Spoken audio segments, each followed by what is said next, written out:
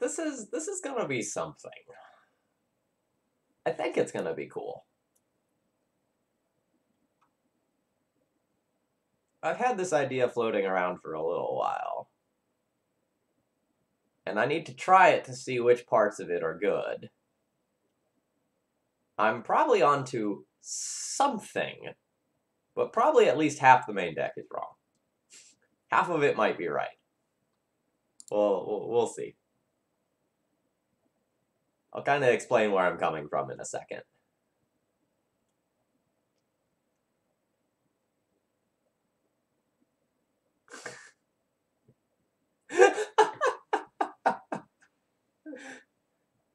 I'm not going to disagree, but there is logic behind the madness.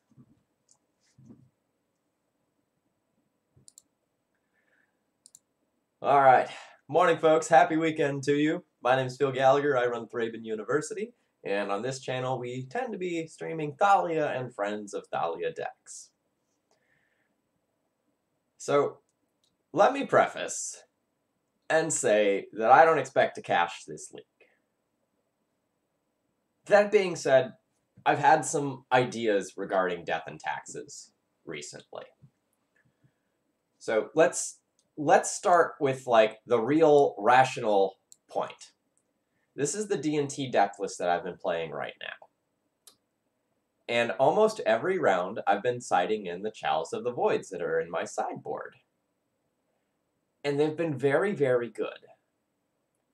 What I've been noticing about Legacy right now is that there's just an absolute crap ton of Grixis control and miracles. And those are both a little bit tricky matchups.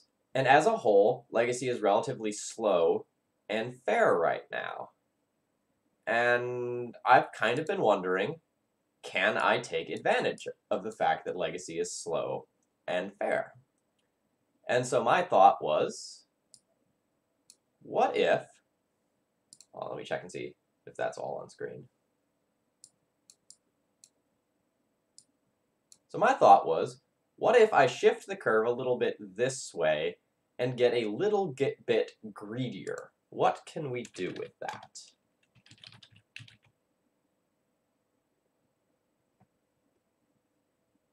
Sorry, I had to look up what Mathas was. Fiend Seeker. I'd never seen that card before. So here's the idea. Being the Monarch is great. Let's play a bunch of cards that make Being the Monarch a thing. Chalice of the Void is great. Let's play 4 in the main deck. If we're always sideboarding them in, let's promote them to the main deck and see how that does. Since this deck list is going to almost entirely be humans, we're taking advantage of Cavern of Souls. We have a couple of Ancient Tombs to power out the Chalices, as well as a decent number of these cards one turn early. I'm dropping a ton of traditional D&T cards from this deck list. There are no Moms. There are no Swords to Plowshares. There's only one Revoker. There's only one Flicker Wisp. So, like, let's just get that out there. This is not traditional D&T in any capacity. This is me trying to build a sweet, value-oriented mid-range D&T deck. So I'm going to be a little bit slower out of the gates. My Aether Vials will be incredibly powerful. If we treat Chalice of the Void as a 2-drop, and we treat Walking Ballista as a 2/4-drop, maybe like put it in the middle here, my curve is not unreasonable. It's just much, much slower. So, what have I done to compensate for this? There's no wastelands over here. I am not about necessarily winning this game via the, like, original Thalia plan of, like, Thalia you, wasteland you, the game is over. Instead, I'm looking to use my mana. I'm still getting a decent amount of value out of my mana. Like, I still have, like, some ports and some Karakas, but without the Wastelands gone, I have the Ancient Tombs to power these out sooner and Cavern of Souls to invalidate opposing counterspells. So this is a very, very different angle of attack. I don't know that this is going to be good. I may find that with these Ancient Tombs, I still have a little bit too much, like, too many double-colored cards, even, like, trimming on them a little bit. So effectively, like, these 4 cards are not influenced by Ancient Tomb really at all. These ones can be if I already have the double white. So we do have more colored sources than D&T if we're talking human white because of these caverns. But we are a little light on non-human white sources. So in the sideboard, you're not seeing things like Gideon and Council's Judgment that are usually staples. You're seeing a handful of other assorted useful cards. Similarly, I've cut the Leonin Relic Warder from the deck because I think white non-human is probably going to be a stretch a good portion of the time. So we've got a pair of Oblivion Rings instead that are easier to cast. I expect that this deck will be a little bit softer against Delver since I'm lacking Swords to Plowshares, but we can probably mize some free ones with Chalice of the Void there, and like a bunch of these upper end cards are very good against Delver if they resolve. Okay, so why am I taking this gamble? Why am I incinerating 12 tickets here? Number one, I've gone infinite on tickets, so that doesn't matter.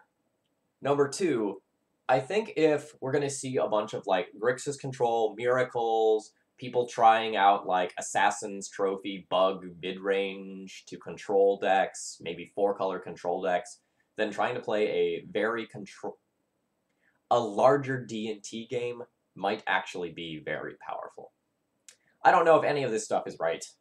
Like, I don't know if, like, I should have more Blade Displacers, more Eldrazi Displacers. I don't know if I should have more Thalia Heretic Cathars. I don't know if I should, like, cut the Pontiffs and just play something else that would be a touch easier to cast off of Ancient Tomb. I think I'm kind of onto something here. And that's why I just wanted to, like, try this out. I'm not going to, like, critique all my individual deck choices any more than this, because this is very clearly an experiment. Hopefully an entertaining one. I also figured I was a little behind in the donation queue, so it couldn't hurt to knock out another one today. So this entertaining stream is brought to you by the large donations of Felchmaster 9000. And when he donated, he said he wanted a handful of maximum bully hat D&T deck lists. I hope this one counts. I hope this is maximum bullying.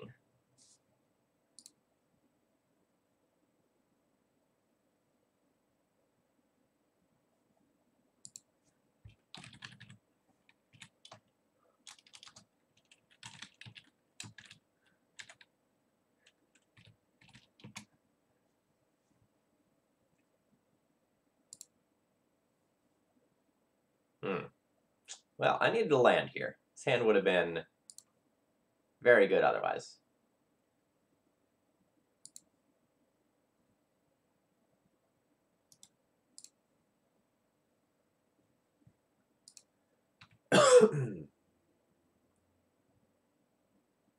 Please don't thought seize me.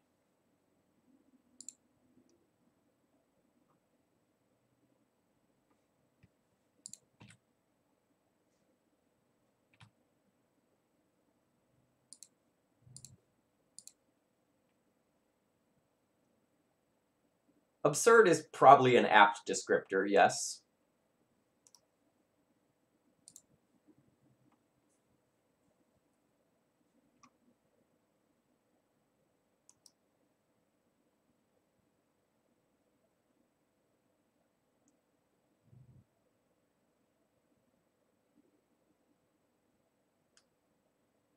I don't know that it would have been correct to play around Daze with Tomb. Like, if my opponent doesn't have Daze and I just shock myself when I don't really have removal, it's super bad. We obviously don't get punished by drawing another vial, but, like, it is a line. No, this Delver keeps not flipping. I'll just Pontiff it. Minifer, I'm with you. That is the plan. If it doesn't flip, I do have it next turn.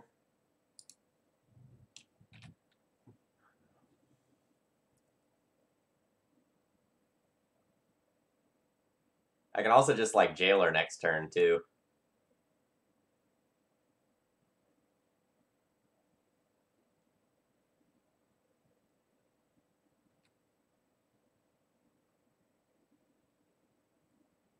Alright, they have a Brainstorm.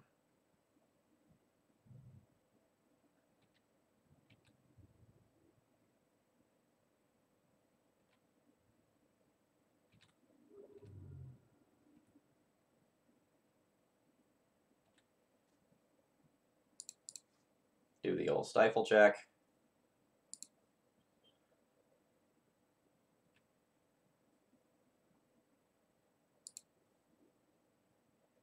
Ha ha ha ha.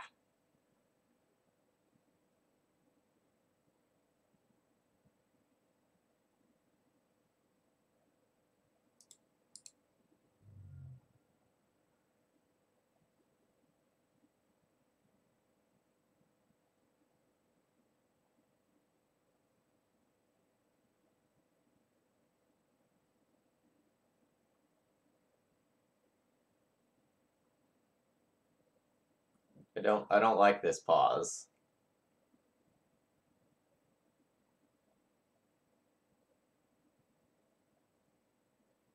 Oh, it's just my opponent disconnecting. Okay. Well, here we are. We'll wait in anticipation while my opponent reconnects.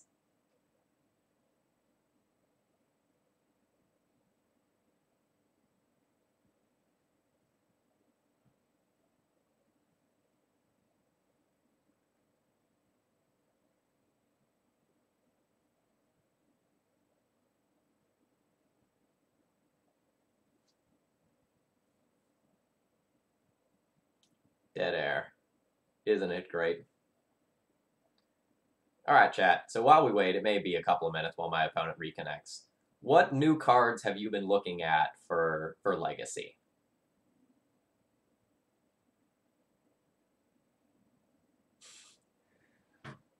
Hey, Eric, welcome. Our opponent is disconnected, so we're waiting for them to get back. We're going to talk about new cards that we think can see play in Legacy.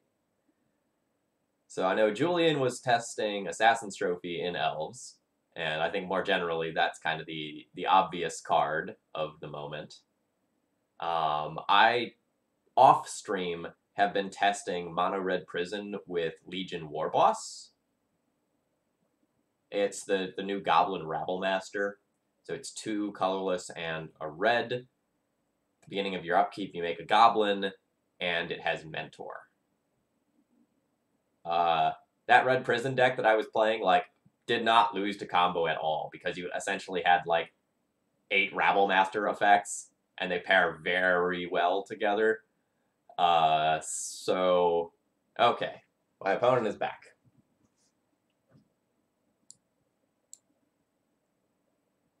So, in case I need to cast this Pontiff, I'm going to go ahead and get a Scrubland. I don't really think I'm playing around Wasteland this game.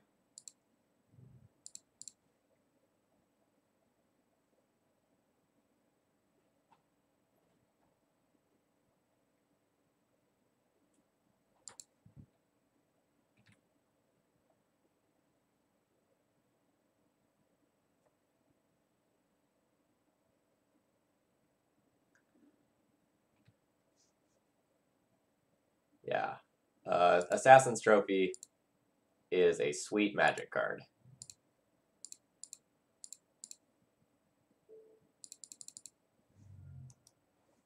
Really looking forward to playing with that. I actually was going to stream a deck that had it this morning.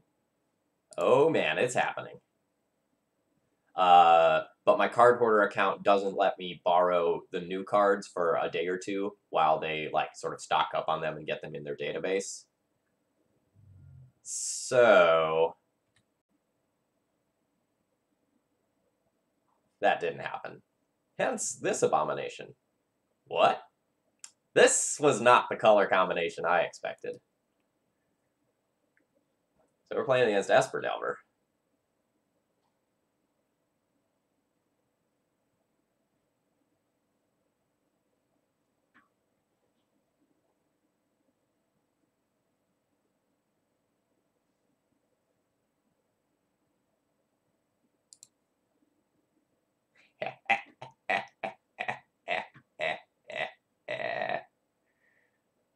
This is sweet.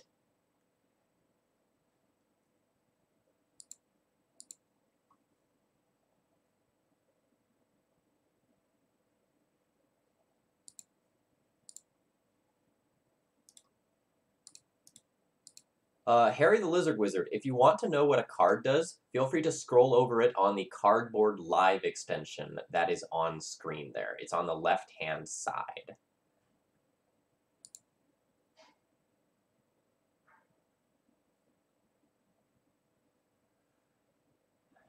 Okay, so we're playing against some sort of Esper, Delvery, maybe Stoneforge deck. So removal seems good. It's unclear whether or not they're going to be like the Stoneforge build or just like the Turbo Gurmag Angler True Name build. Both of those run around. So I'm not sure what I want to do with the Revokers quite yet.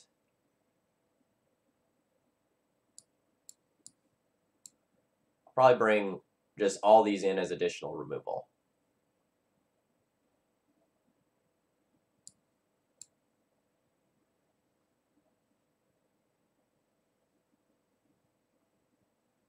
Yeah, Thought Not certainly playable. Alaman, I'm super mana intensive. My mana is more important to me than my opponent's mana is to them. That's the approach that I'm taking. Alright, so let's assume that we can cut that.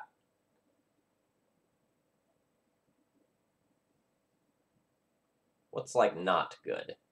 I guess Blade Splicer's kind of medium.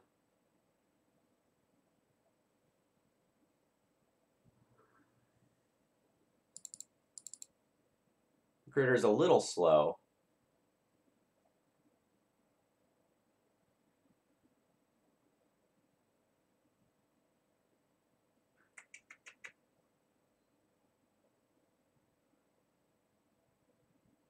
Maybe I don't need, like, the 5th effect like this, and I don't need to play this card.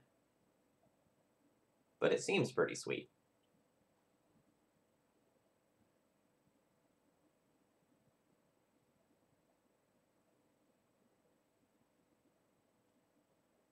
Infinite Thought did not go into the in-out numbers for this deck.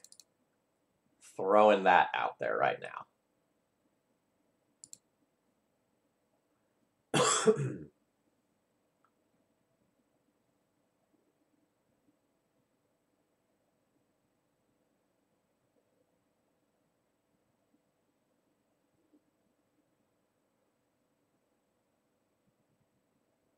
I'm going to keep this. The plan is win the game on turn 2 with Magus of the Moon.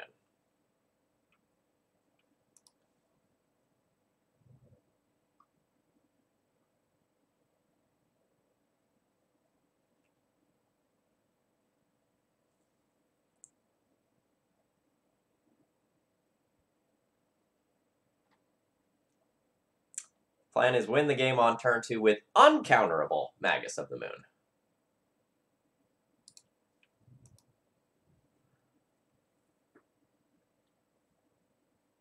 Maybe this deck should have Warping Whale.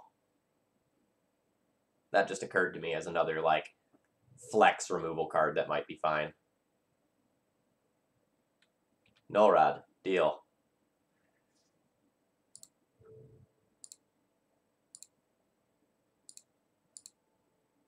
Note, I cannot cast any other spells in my hand right now.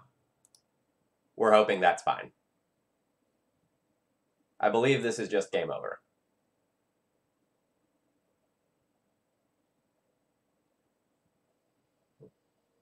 Hmm.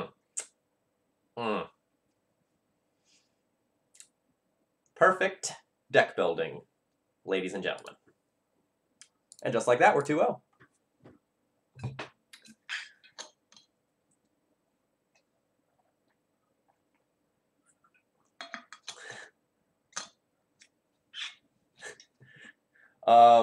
My opponent was on, presumably, an Esper Delver deck of some nature.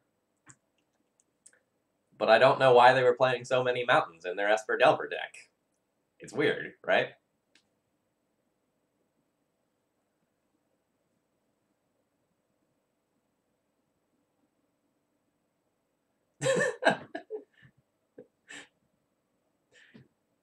Alright, we 2-0'd that match. We're currently 1-0, more generally, in matches.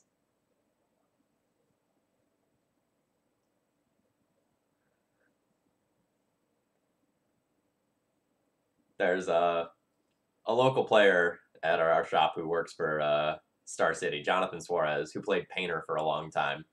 And whenever someone asked him to take a look at their deck list, he would always like flip through, and if they weren't playing basics, he would just ask them like, "Why are you playing so many mountains in your deck?" Because he always played mono red Painter and just Blood Moon people all the time.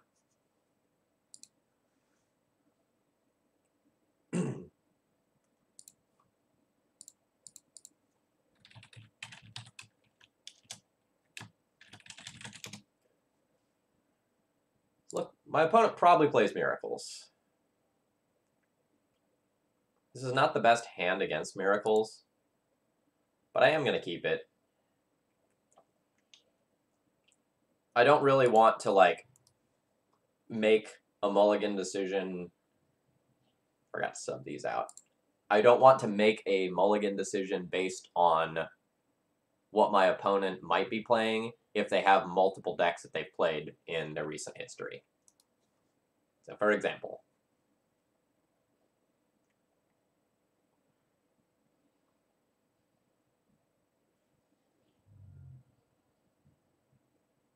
most likely opponent deck right now is Black-Red Reanimator. But something like Grixis or 4-color Control is not out of the question. Someday I'll sell those planes.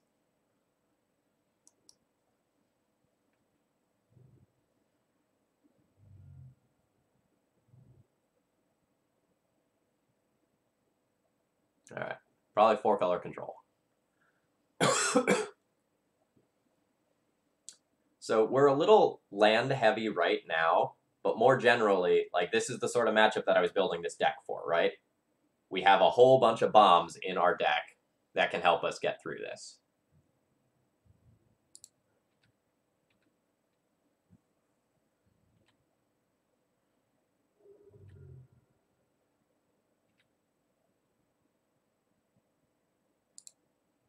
Chalice of the Void is a very difficult card to cast on Magic Online.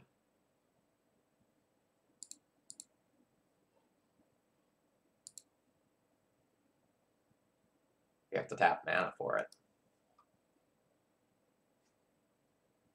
And I swear it did it different than normally. Usually I thought you paid for one, then hit OK, then paid the Thalia tax. Maybe that changed in the last update. Alaman, that deck was awesome. That deck was super cool.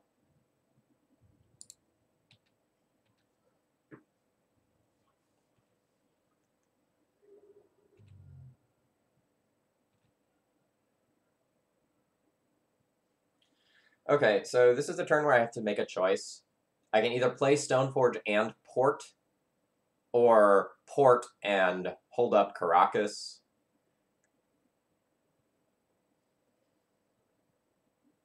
I think I'm supposed to play Stoneforge and Port. If I Port, my opponent can't K-command this turn, which is sort of the big blowout card of the moment. And I'm not going to play this Thalia to give my opponent the information that I can protect it later.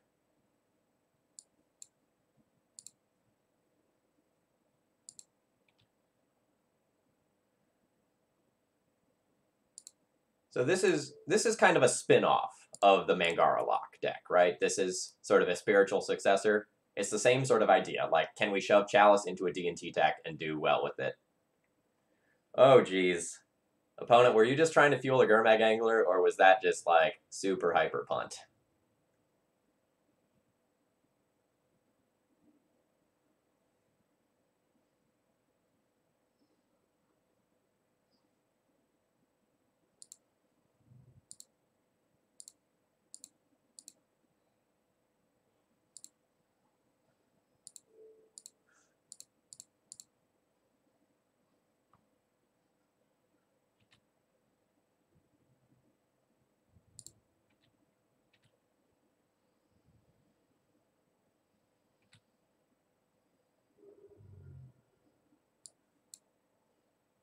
So I can shoot this Baleful Strix down and just get it out of the way so my Stoneforge can start attacking, but it might just be correct to go to the Dome here, because my Thalia can keep attacking through the Strix, and that's not a problem.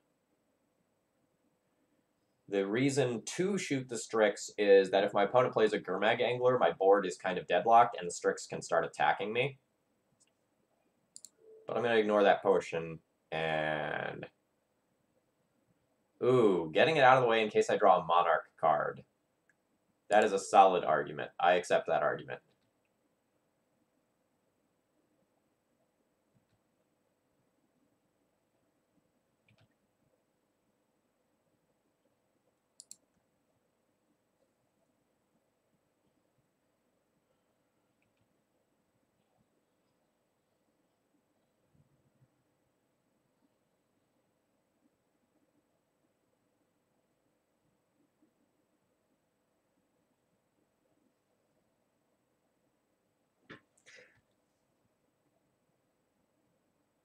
So I'm not going to... Do I want to attack with the Stoneforge? If I attack with the Stoneforge, my opponent could, like, Snapcaster Ambush Viper it. I feel like if my opponent has a K command, they really need to K command this turn, though. So the obligatory play would probably be, I guess, smash the sword, return Baleful Strix, or something like that.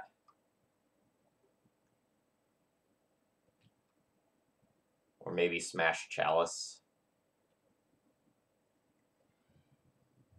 Let's see.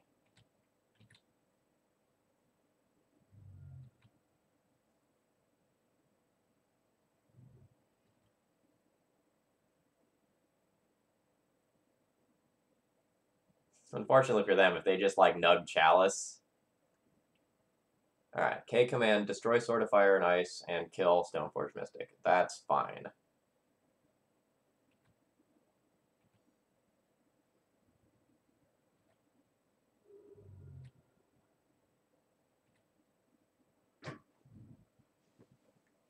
Alright. I could just, like, put a Chalice on 2 right now and really put the squeeze on the number of outs for my opponent. Or I could just, like, play Jailer and Port.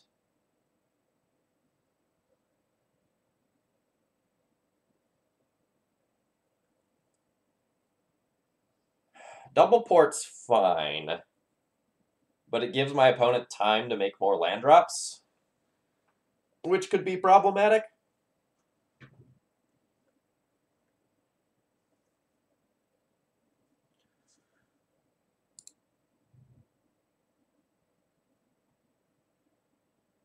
If I play Chalice here, cost me 5 mana, I still hold Caracas up for Thalia. The 1-drops are still off. How many of my own things do I shut off? Like, how bad is this for me?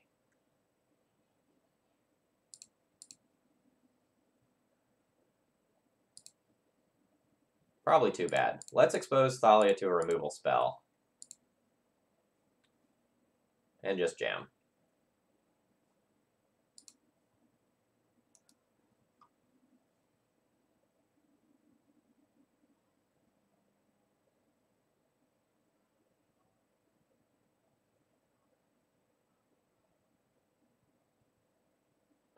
They would have just K-commanded in response.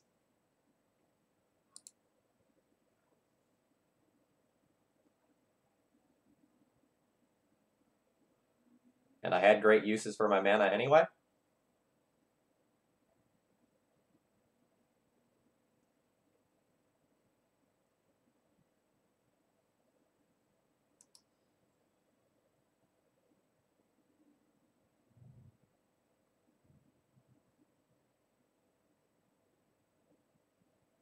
They would have floated mana?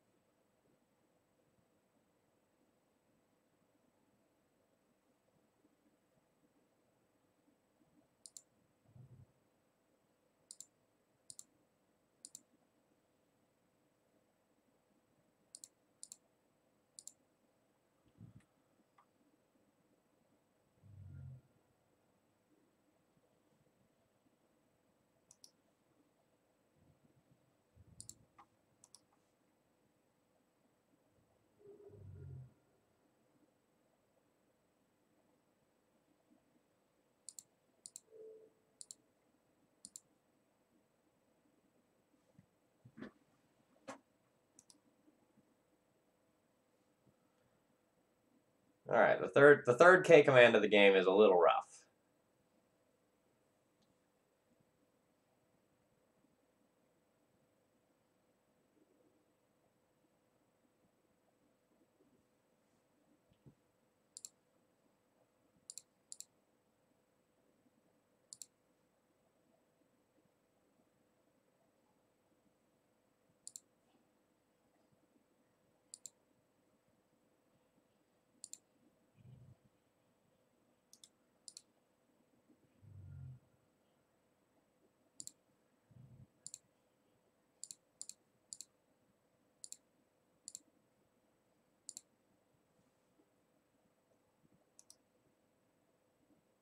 If my opponent can K command a fourth time,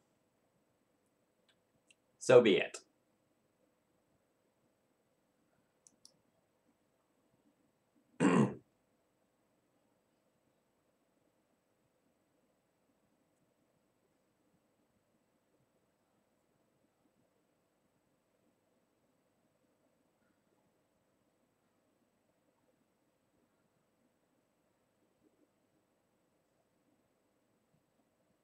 Alright, so my opponent gets to return a Baleful Strix.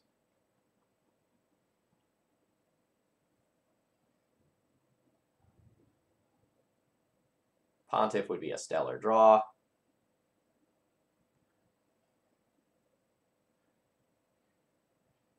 Ollie is fine.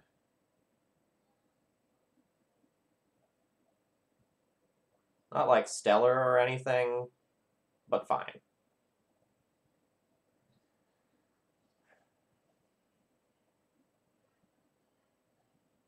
If I attack with both, my opponent will probably just block Strix on Germ. Will probably accept a trade for Snapcaster. That's not great for me. So I can play Vial, then play Thalia, then double port and hold up 2 mana.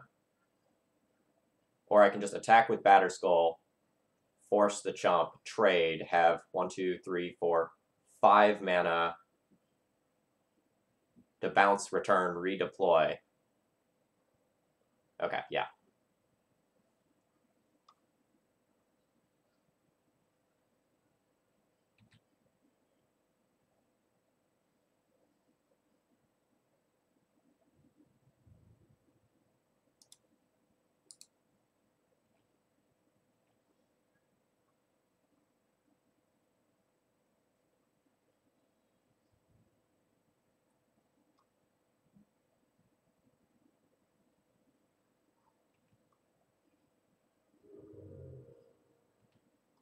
Alright, my opponent's plan is to become the Monarch.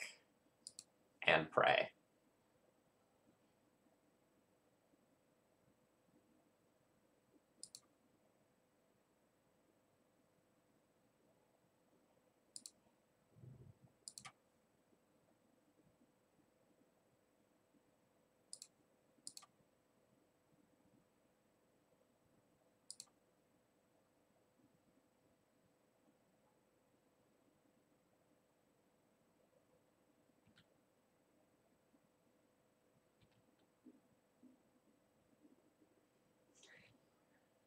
Alright, my opponent is super dead next turn.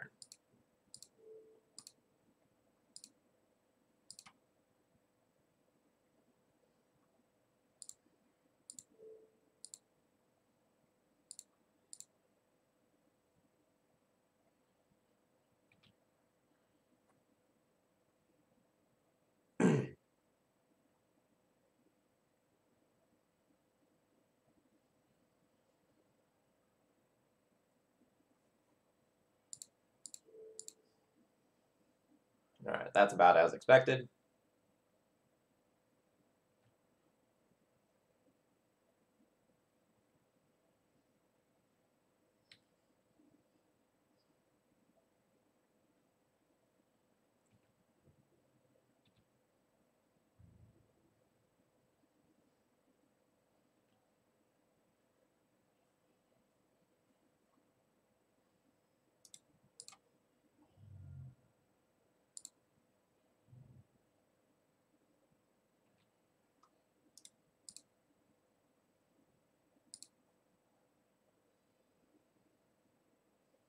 Strong.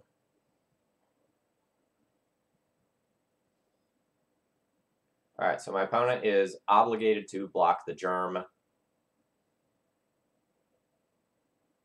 So I can go 1, 2, 3, 4, 5, 6, 7, 8. So I can attack with both, put my opponent to 2, trade these. That's fine. Or I could just, like, cast Chalice on 2 to prevent my opponent from minusing Liliana to get Baleful Strix back. That might be very powerful. So I cast Chalice on 2. It's 4 mana. Okay, so no attack with Stoneforge.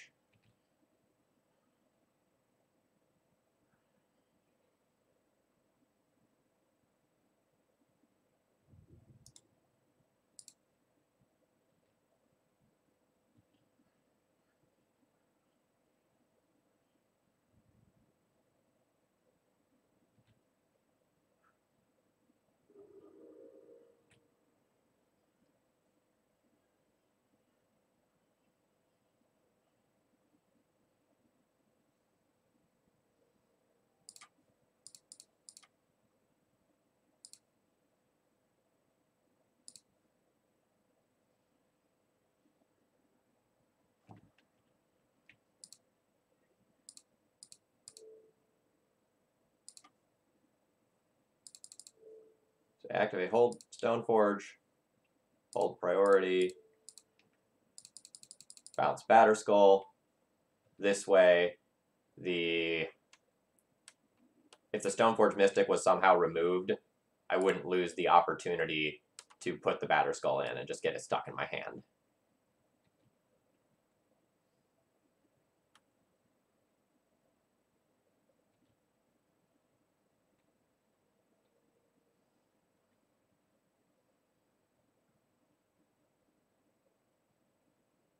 Yeah, opponent actually drawing another K command would be pretty nutty.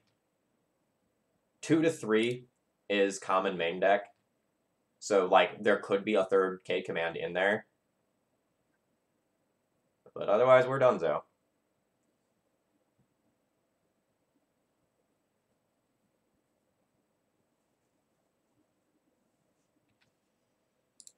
Alright, opponent must have like a Gurmag Angler or something that they can look for. I just put a Chalice on 2.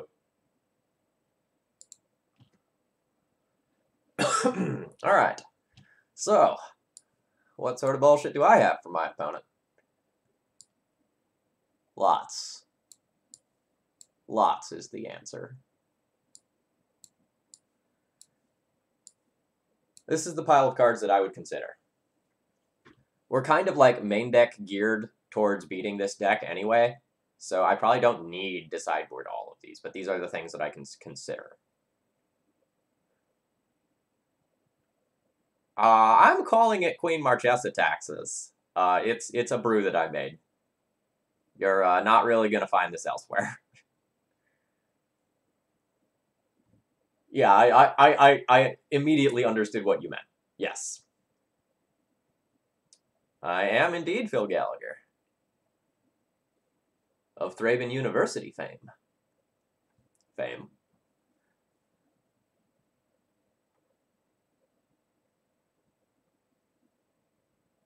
Alright.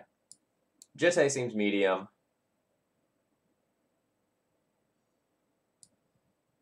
Thalia Heretic Cathar seems medium on the draw.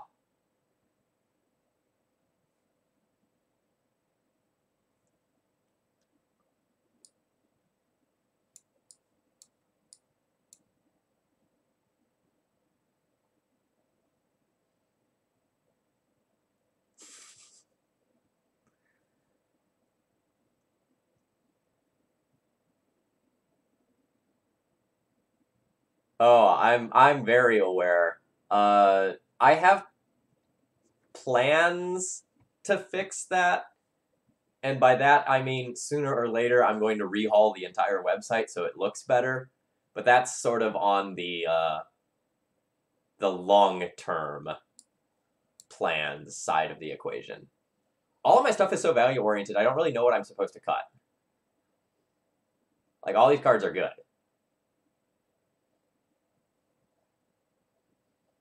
Maybe I go down like one Stoneforge since I cut one piece of equipment.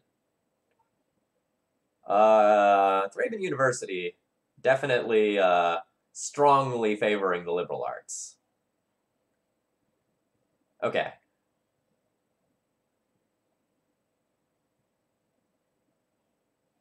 Flicker Wisp is certainly medium, but I think I still want to have it. Like, I just have one, and like reusing Jailer, P&K, Marchesa, Thought Not Seer triggers seems sweet.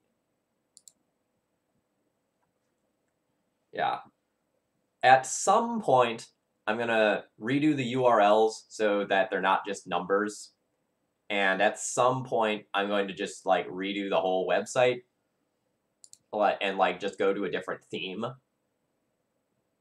But that may be the sort of thing that I need help for. The first part I can certainly do by myself. Like I can certainly redo the URLs by myself.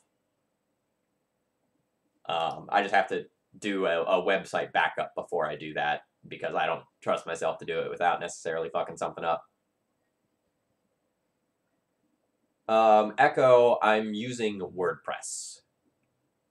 So I've used an existing base. There's an extension or whatever they call it that can go and like fix it for me and do all the redirect stuff. And I bookmarked that a while back. But I don't necessarily understand all the technical stuff. This is a pretty decent draw. It can allow me to like potentially power out a sword a turn earlier at some point.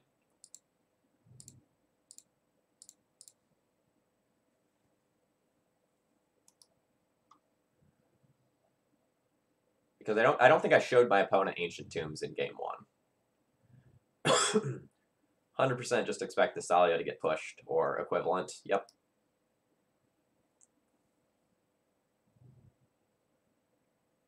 The Ancient Tomb would have been way better if I had one more colored source, so that on my turn 3, I could have, like, double Stoneforge Mysticked, which would have been pretty threatening.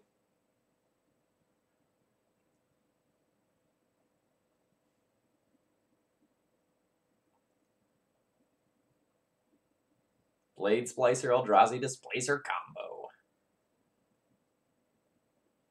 Okay, so I can go up to 4 mana this turn, 5 mana next turn.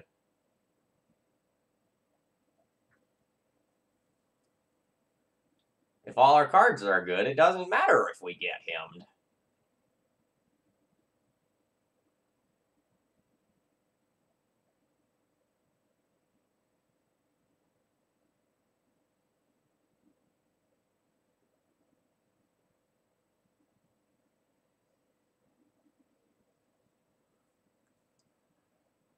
I think I'm going to play Blade Splicer this turn, which seems weird. But if I play Blade Splicer this turn, I can play a Stoneforge and a Sword on my following turn.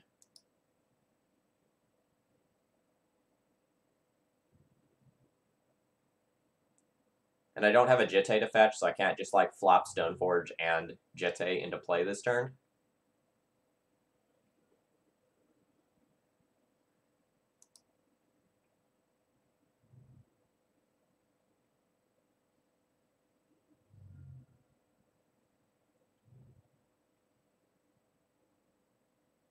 Bounce my Blade Splicer?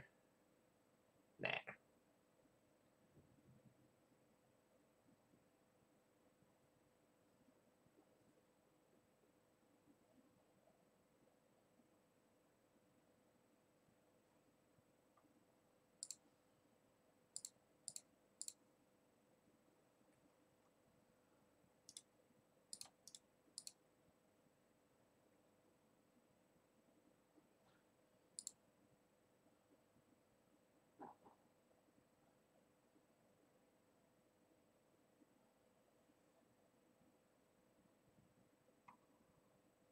No, they activated the Jace.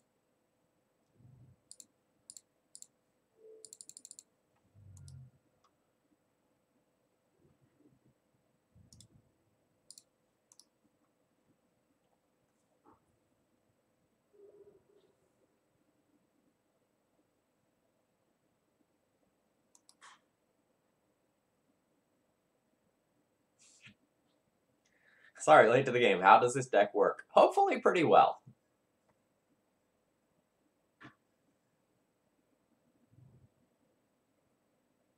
This is an experiment.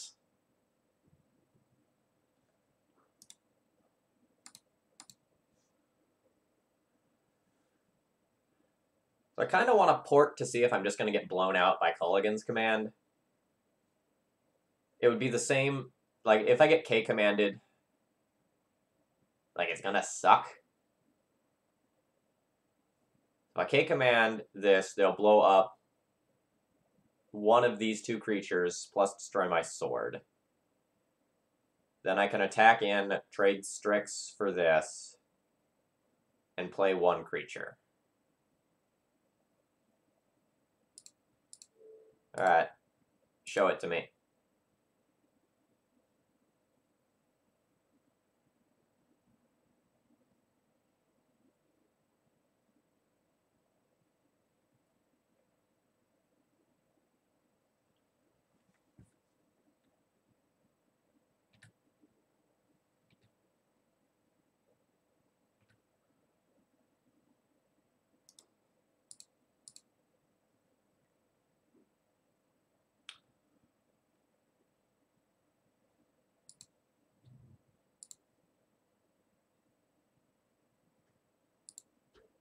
Actually, I don't think I'm going to take the Strix trade. I can just play Displacer and threaten to be super annoying.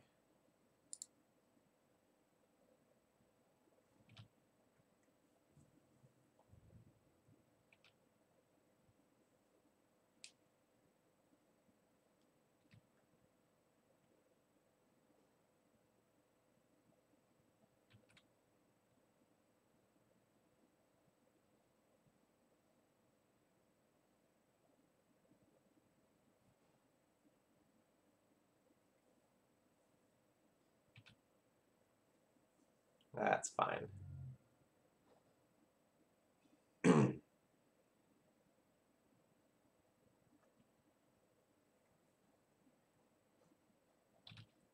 It's less fine.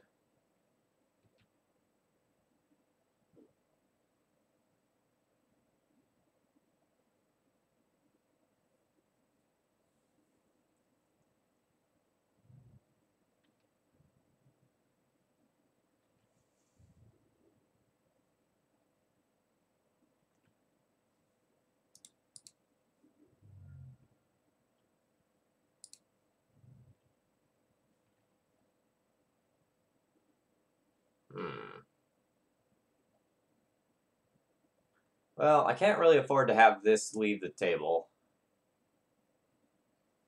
I think. Maybe I can.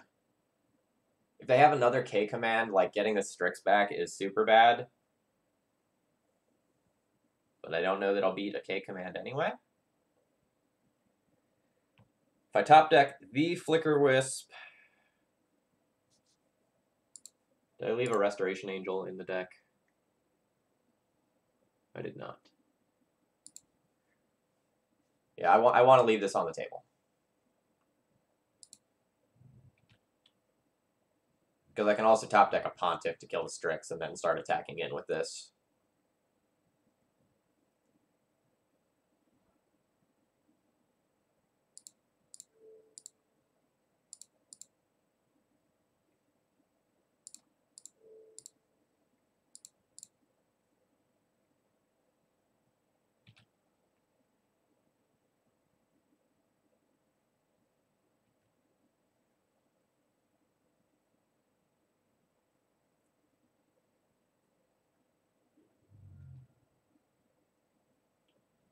If I don't port,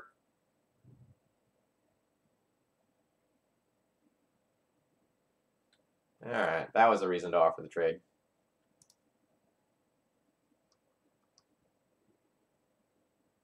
I've not put Marchesa in play yet, so no comment.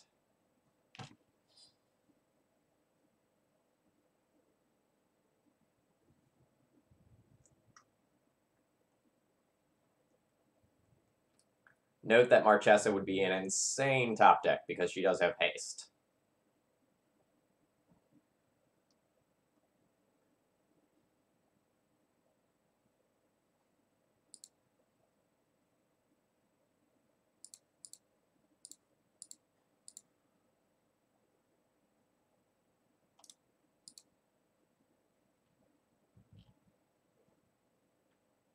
This is only our second match with this deck list.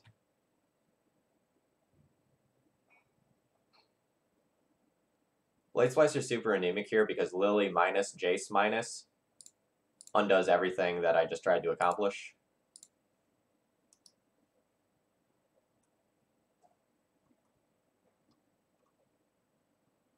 We're looking for one of my big haymakers. I don't have the mana for P and K right now, but that would be a real good one.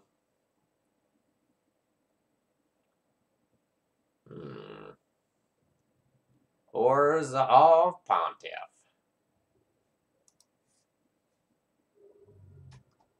Ores of Pontiff.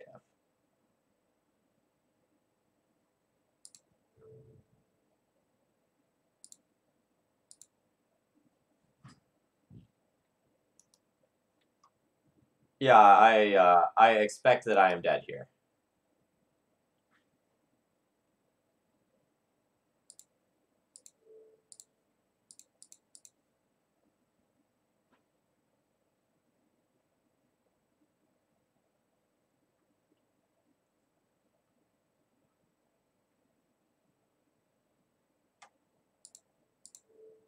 If you have something you can do with your mana, you're doing it right now.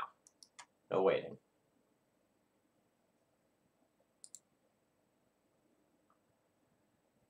That'll be enough to get both Baleful Strix to attack in.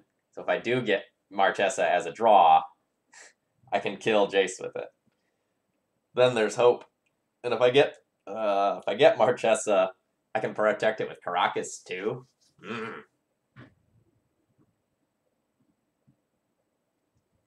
Well, that card went on top of my library. That's no good for me. Super bad.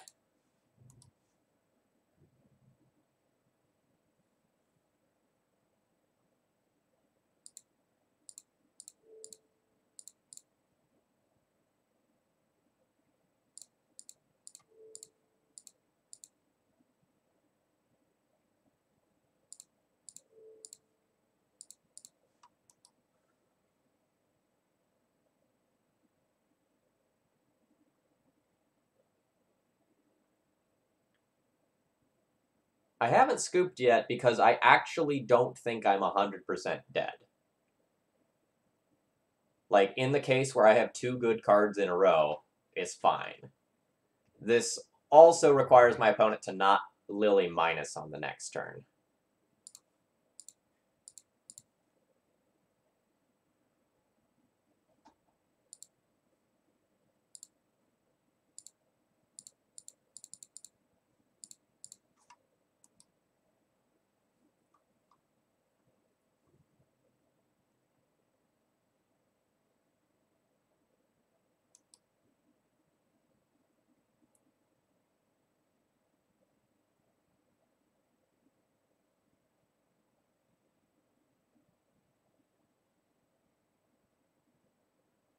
Yeah, I can't beat the emblem if they just emblem. In order to beat the emblem, I would need my opponent to, like, bottom, and then I could draw Mirren Crusader. That would do it. But that's about it at this stage.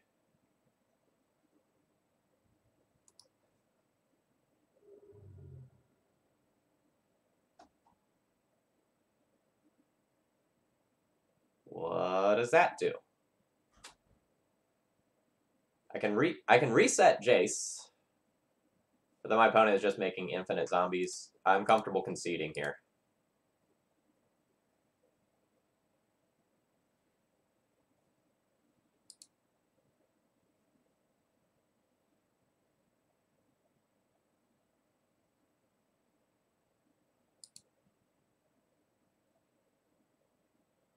I should also consider boarding out Magus of the Moon, actually. Too late.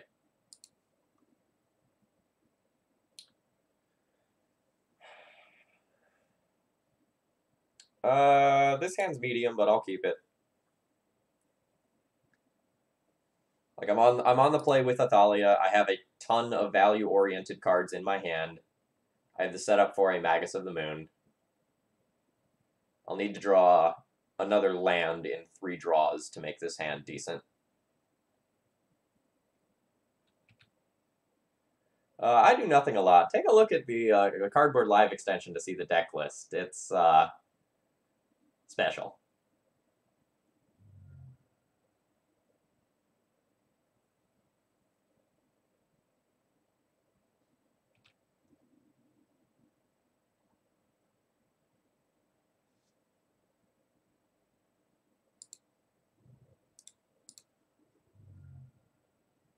Vile's actually a great draw.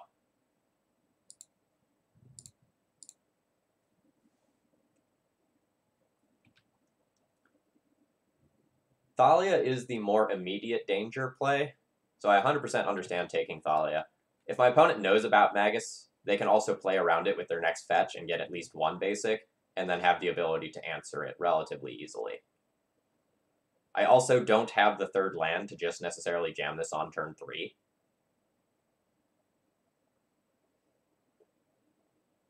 This is a brew of mine.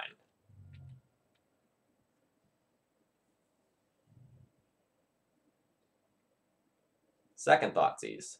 This one will get the Magus.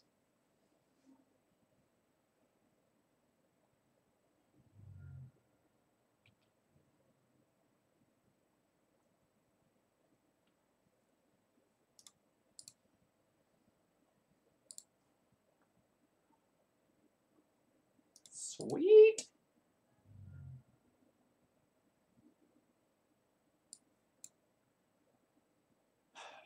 I'm gonna get Plateau here.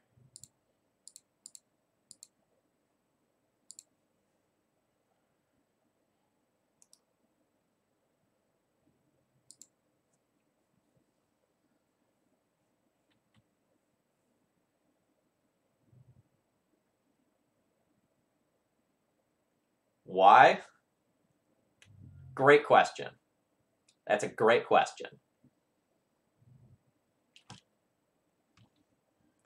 It seemed like a good idea this morning.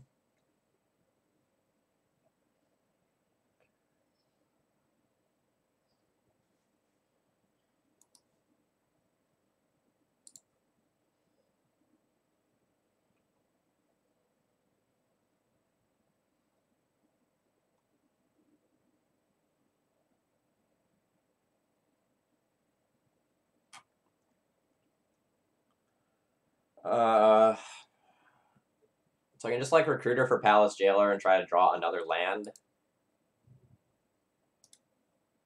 Or I can just like try to get aggressive with a Blade Splicer and see if that's fine.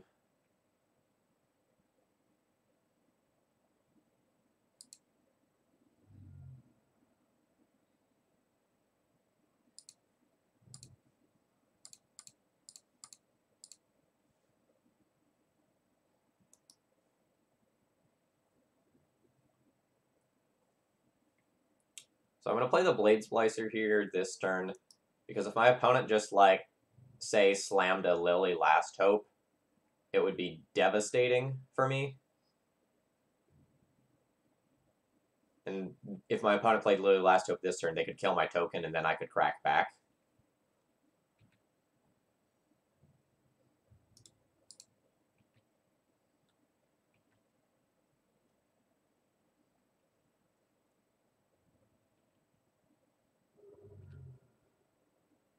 Yeah, but we already have 2 Palace Jailers. We've got some variety.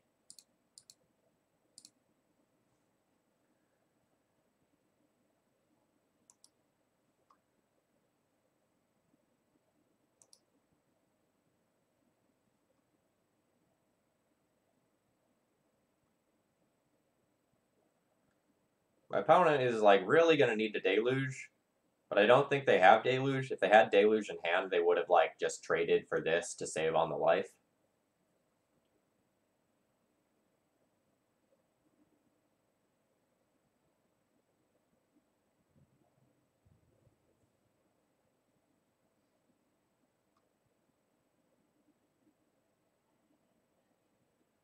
Four, 7. It's 8 damage if I just, like, O-ring this and it works.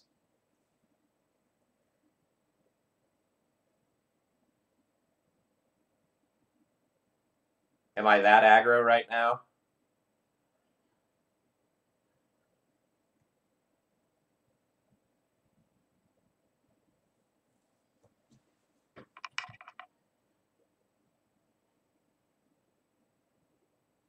Otherwise, I'm going to hit for 5. Hitting for 5 is still a 2-turn clock. If I play the O-ring, it will let my opponent get closer to removing Mirror Crusader with an Edict.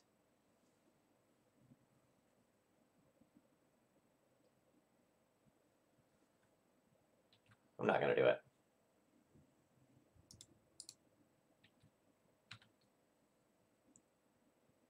All cards with Death Touch are good, right? My god. I do not understand.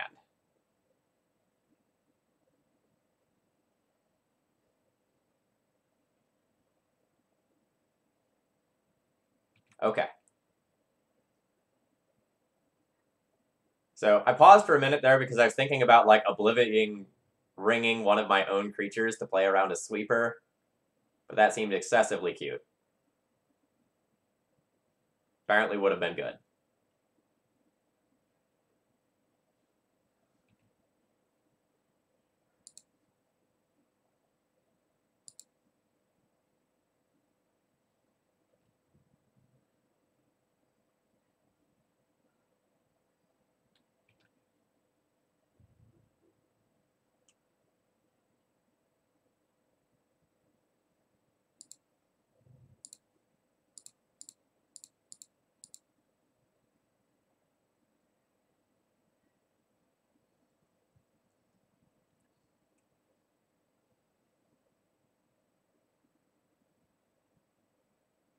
Yeah.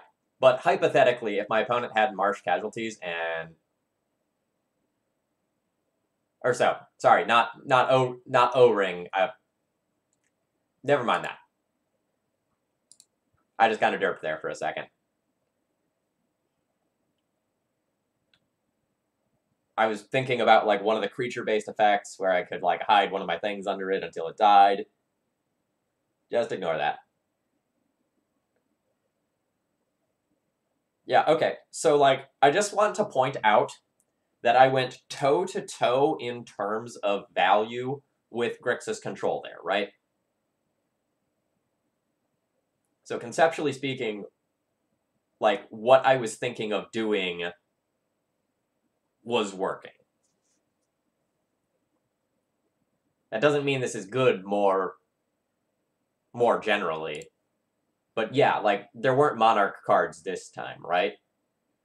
But just with, like, Blade Splicer, Stoneforge, Recruiter, like, Pontiff, P&K, like, all that general stuff, even if you don't necessarily have the Monarch title, I was really going head-to-head with my opponent. I have far fewer Game 1 cards, and my Game 2 and 3 sideboard configuration is very strong against this deck. Yes, good cards are indeed good when you can cast them.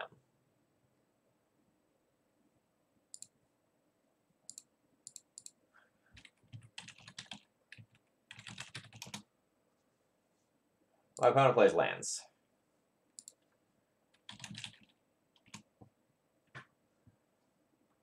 Palace Jailer seems good against lands. I'll keep this. I don't have an initial starting play that's super good, but I can fetch 2 basics at the beginning of the game, get Stoneforge for, like, my Batter Skull, and play a reasonable game of Magic. Palace Jailer will get me a shit ton of cards.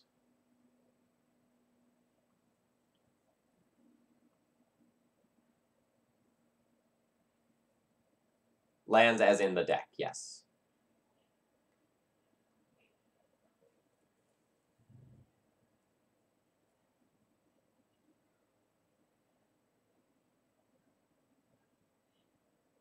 Long term, I want to put this Chalice on 2. So I'm not going to cast this now.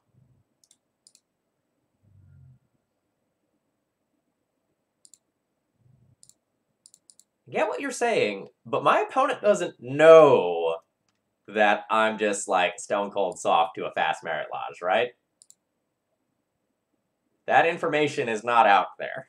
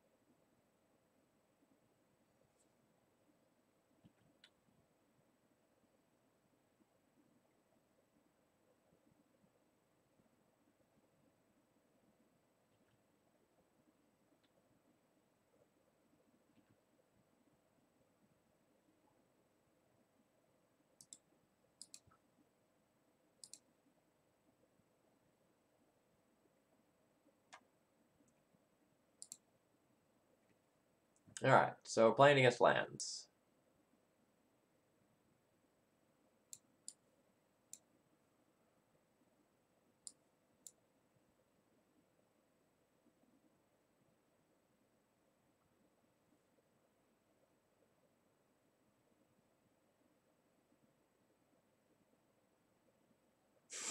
My opponent says, "You scared me letting everything resolve like that. My poor heart."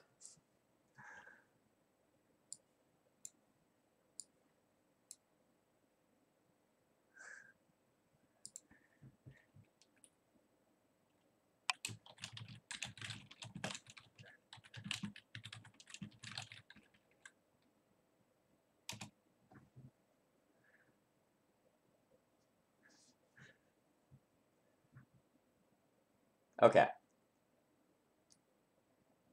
So,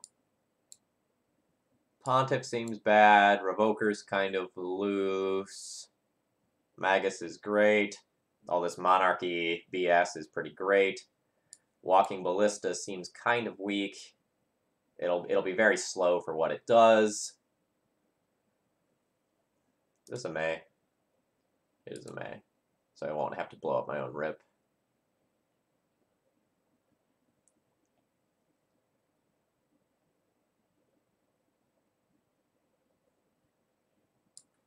Jete seems kind of weak. Dahlia seems kind of medium, but I don't know how much of my early game I can actually cut. Thought Nasir is a way to, like, permanently exile Loam or Punishing Fire, both of which are problem cards.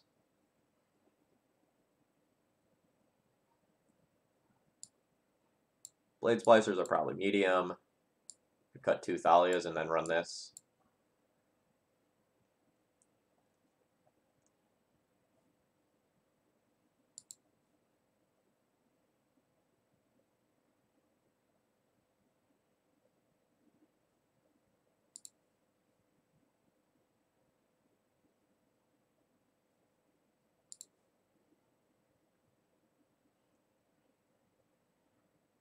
This is rough.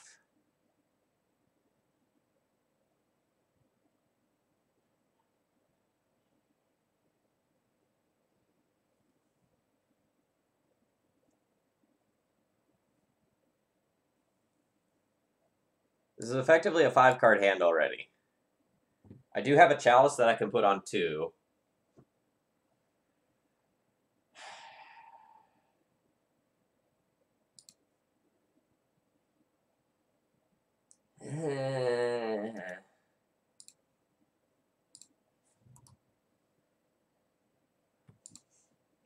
No, just you. I don't know what you're talking about. Curve's fine. Totally fine. Not greedy at all.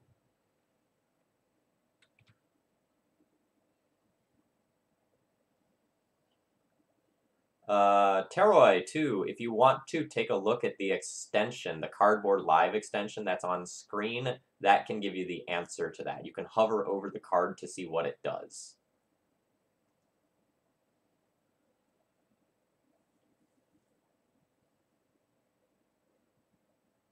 So I can't make white on turn 2.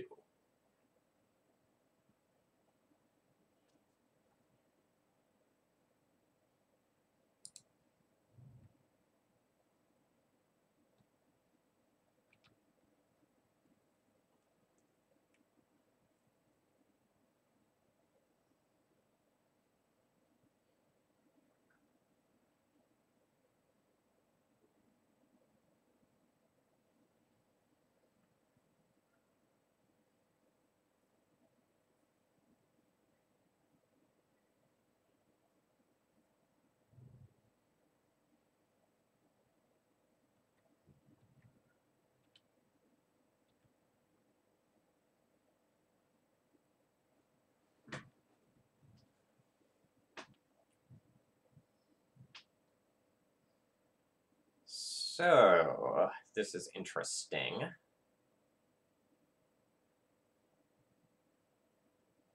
I think I'm supposed to just cast Chalice this turn. I put Chalice on 2, with the plan of next turn, Sanctum Prelate put it on 3 to stop Krosan Grip as a follow-up.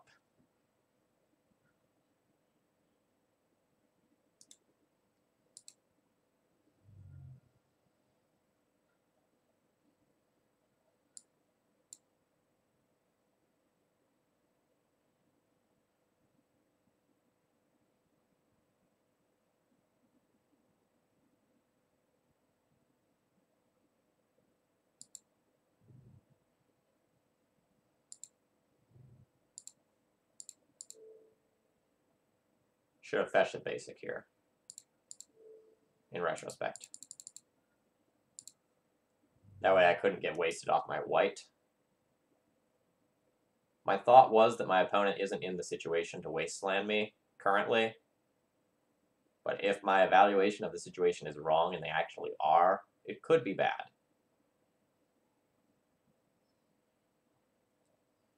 Our opponent is playing lands.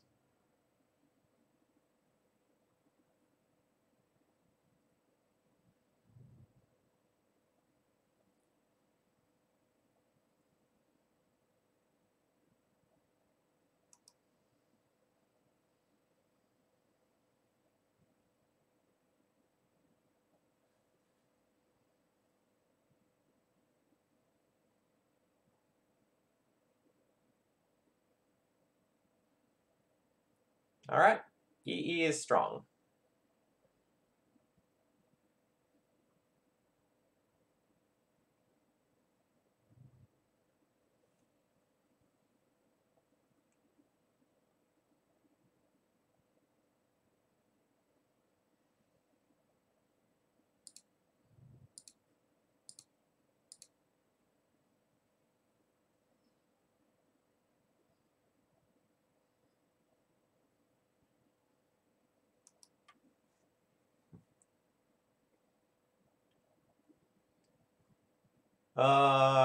I wouldn't go so far as to say this is going to be a great matchup.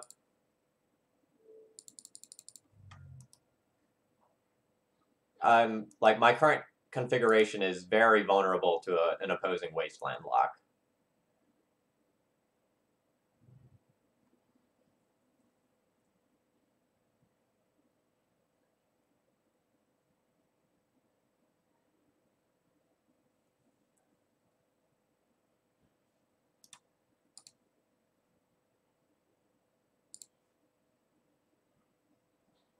Alright, so this Thought Knot can get that out of the way eventually.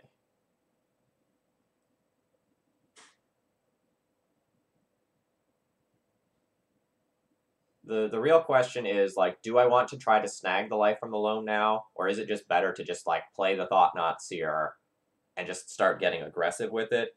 Because this will eventually stop the loam lock in 2 turns anyway. So I think while I have the ability to, I should probably just do this. Oh yeah, this list is beyond spicy.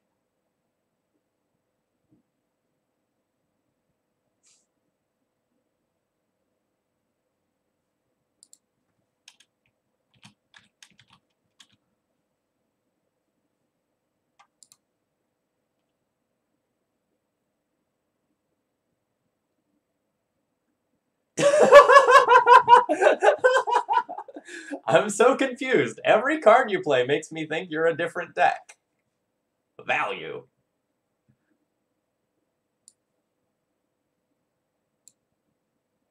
Okay.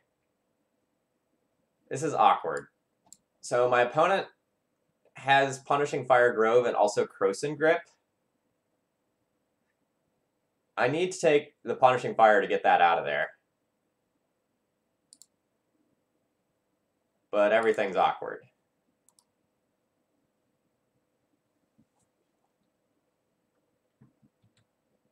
Many of my cards are not long for this world. Blue Sun, I'm really happy that that I've been a help to you. Maybe don't take too much advice from today's stream, though. Just throwing that out there.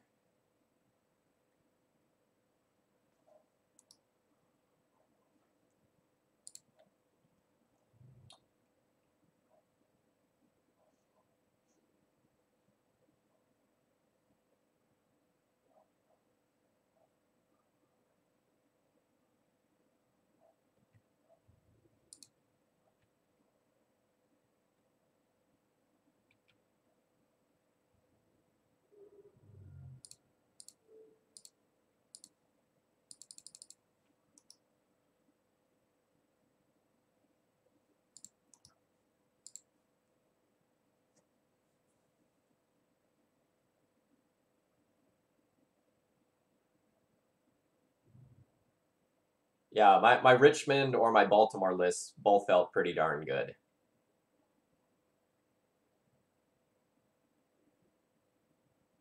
Man, that was an opening.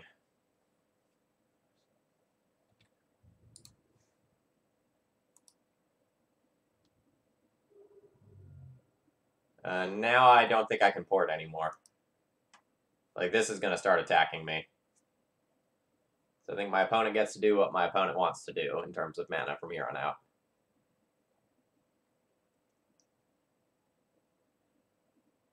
Uh-oh. Uh-oh. Alright. Plains in this next turn would be amazing. While, like, the Loam and the Wasteland are both in there. Shit.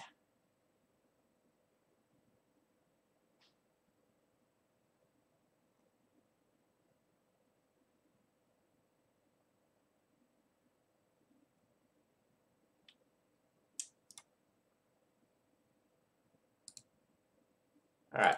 I guess... Nah. Nah, I'm dead.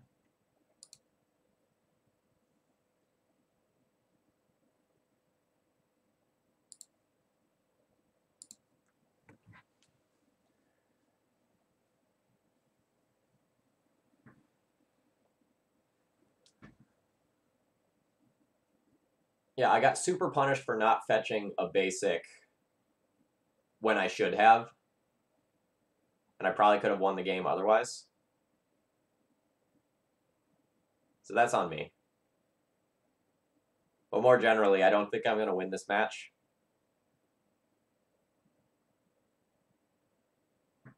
Yeah, basics are sweet.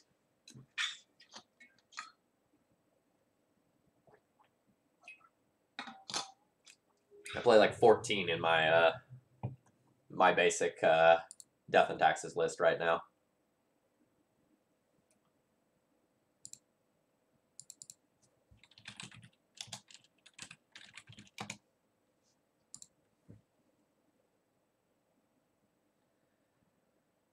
Is this a keep?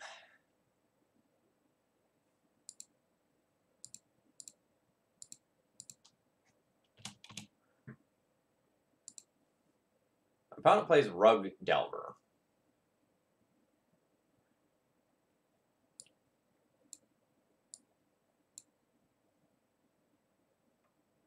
This seems too slow to me.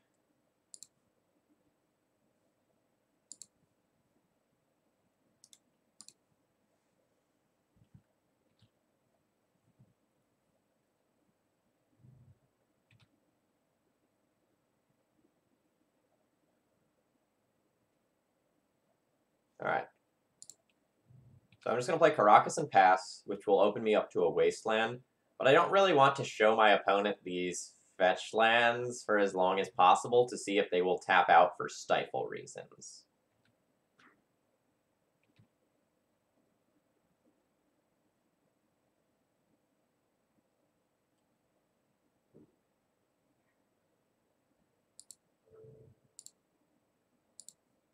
I'm going to stay the course, see if I can get my opponent to tap out on their turn.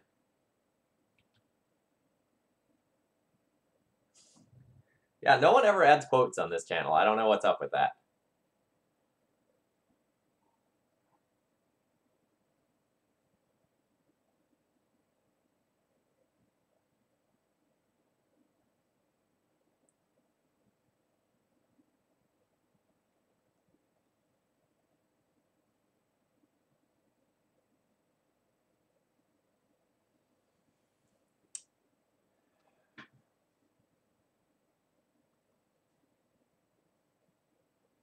Alright. I'm not willing to take the tempo loss for another turn of just passing. If my opponent has a stifle, they have a stifle.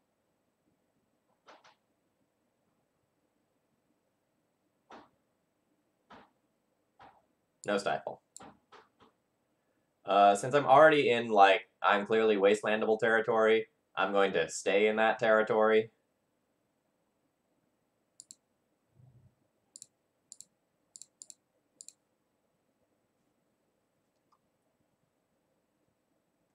I do not expect this to resolve. I expect a hard cast Daze.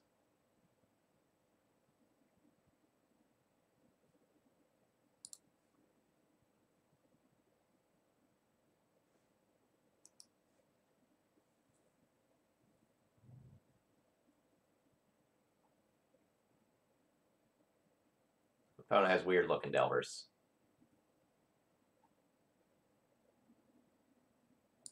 My opponent didn't have anything last turn. Let's assume they still don't have anything now.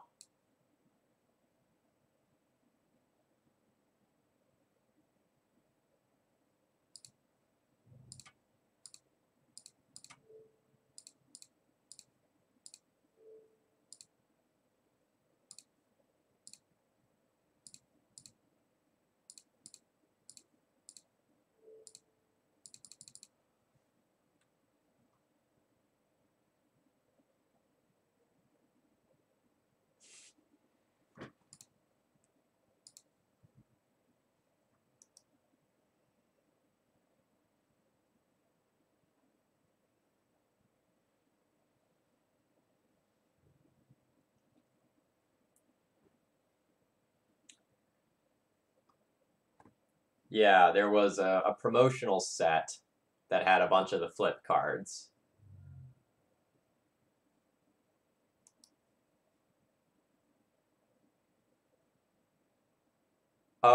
So conceptually speaking, I think there might exist a slightly bigger version of D&T than what's running around right now that actually could be pretty good. Hence, my testing.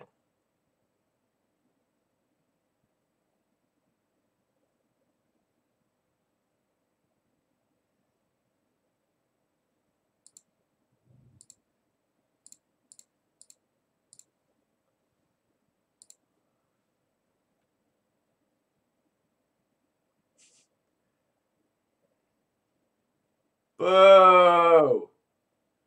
Boo!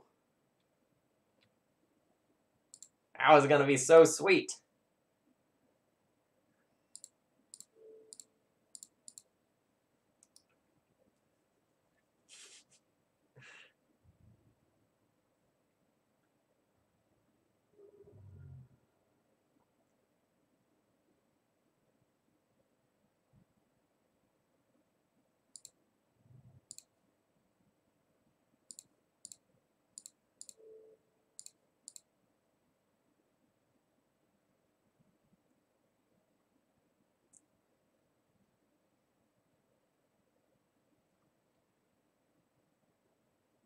Are you saying Blade Splicer is not a Legacy staple? I don't understand. I've played this in like 3 different deck lists in Legacy.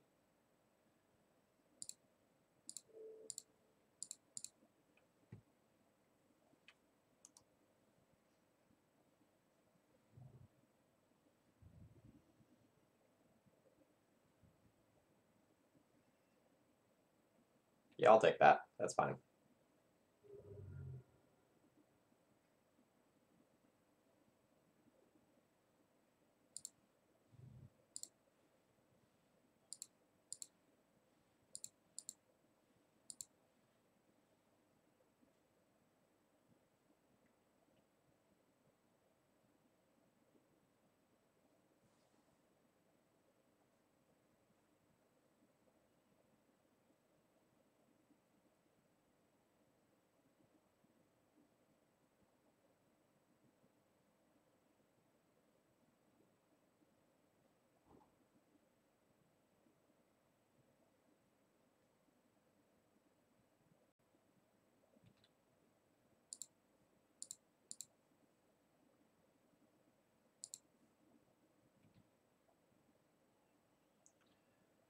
Note, I don't want to fetch here and go to 8 because that changes the clock. And I do not intend on blocking the Hooting Mandrills, so I'm just going to crash on in here.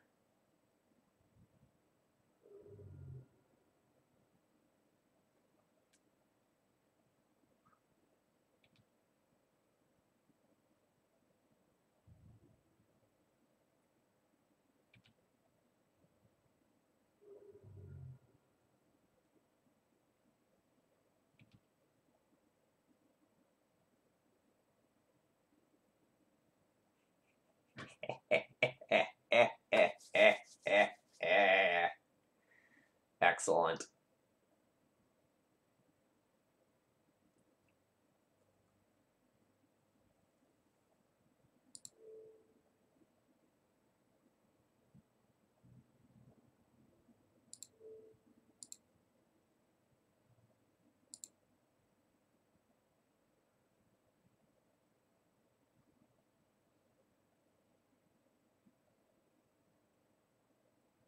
Nah, I only had sort of the morning free, so no Legacy challenge for me.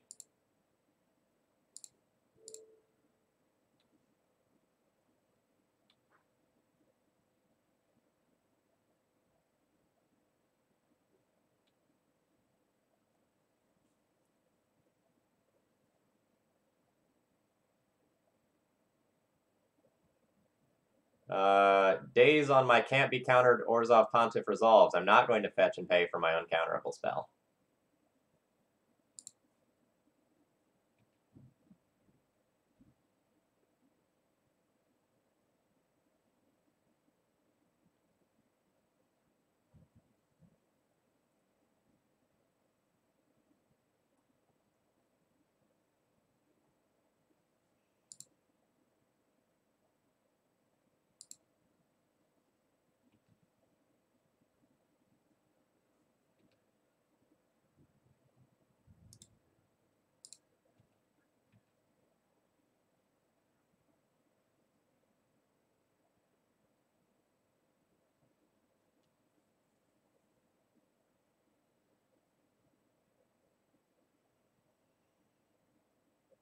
Double Lightning Bolt will beat me.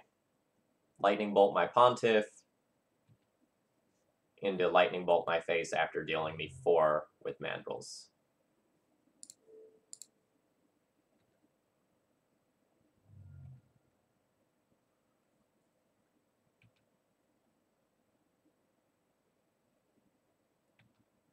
Fork Bolt will also beat me.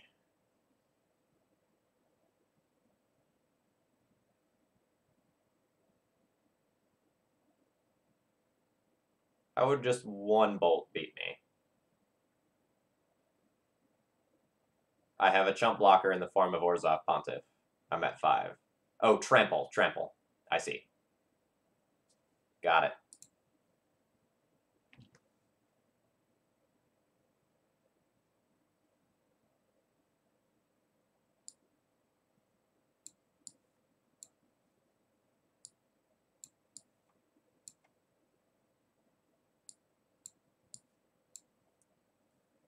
Alright. Revoker seems bad. Orzhov Pontiffs were baller that game. I don't know if more generally they're going to be as good as they were that game, but they were pretty stellar.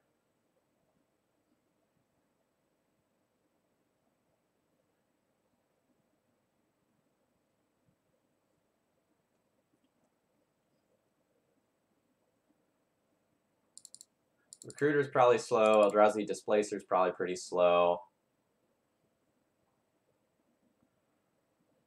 I probably need to cut some number of these 4-mana things. Marchesa's probably like 2 mana intensive for this one. Maybe P and K is as well.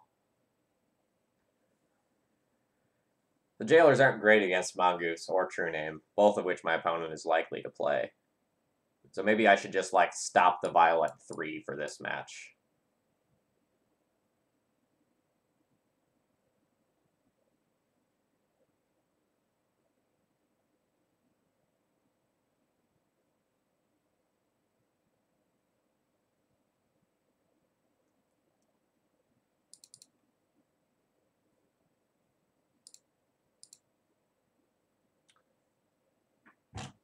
Why Port over Wasteland? My mana is more important to me than my opponent's mana is to them in this deck, since I'm going so much bigger than traditional D&T is.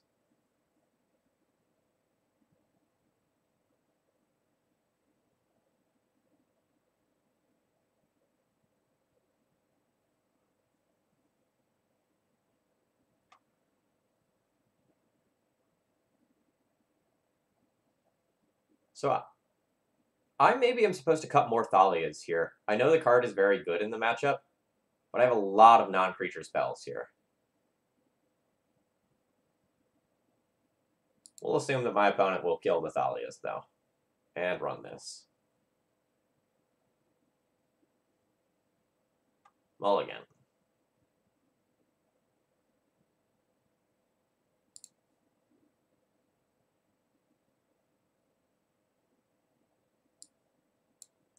Is this good enough if I top a land?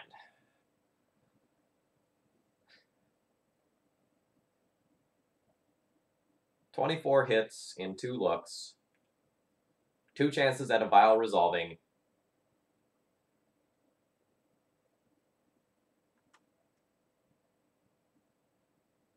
Ugh. Okay, look, we're not beating a Needle or a Null Rod this game. That's fine.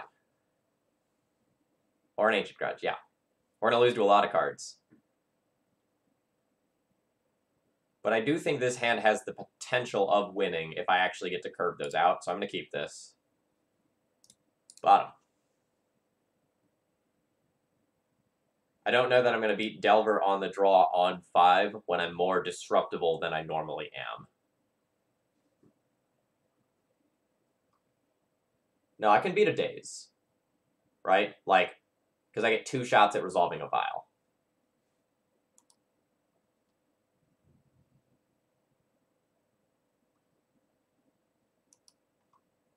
I accept everything that has happened here.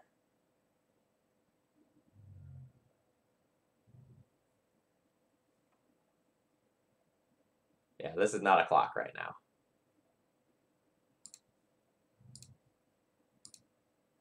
Yes, I did just scry a Mystic to the bottom.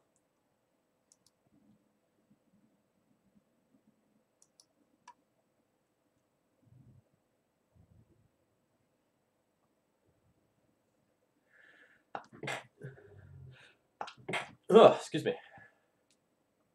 Alright. Pontiff. Pontiff would be sweet.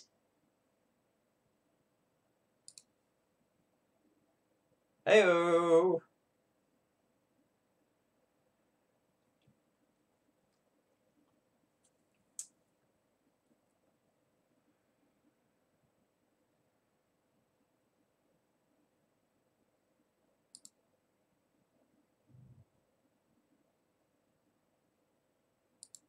Let's play towards the long game a little bit here.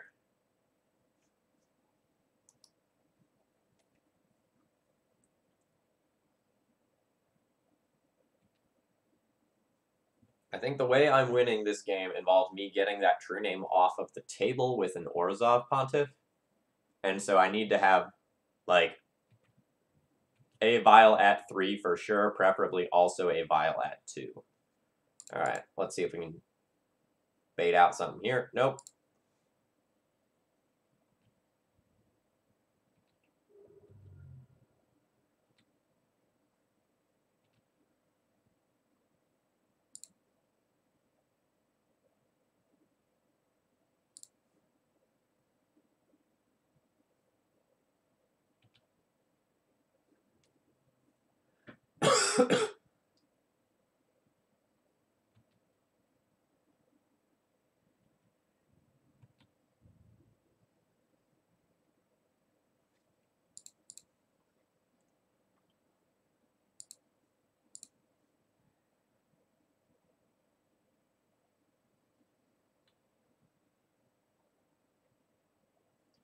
Why do people always do this?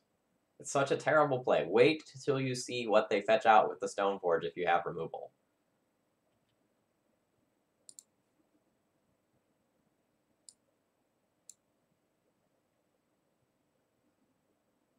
I'm still getting Batterskull since I have another Stoneforge. And if my next trigger gets stifled, I still want to have the Batterskull.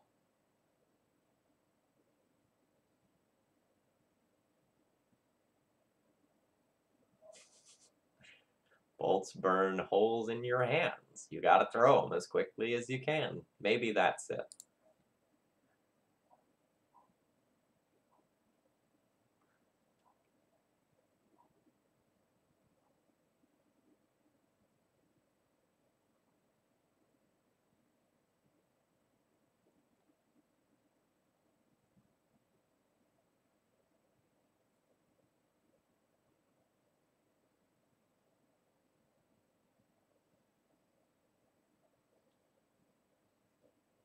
Alright.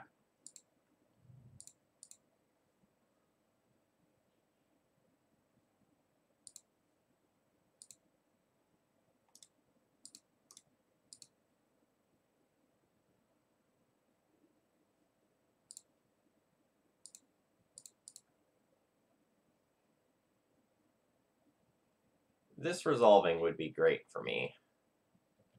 But it not resolving isn't that big of a deal.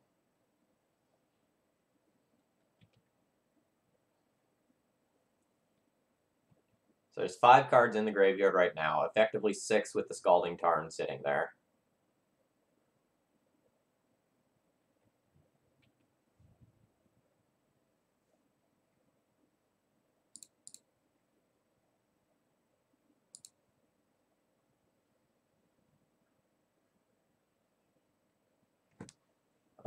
If one of these creatures gets bolted, which one do I want to get bolted?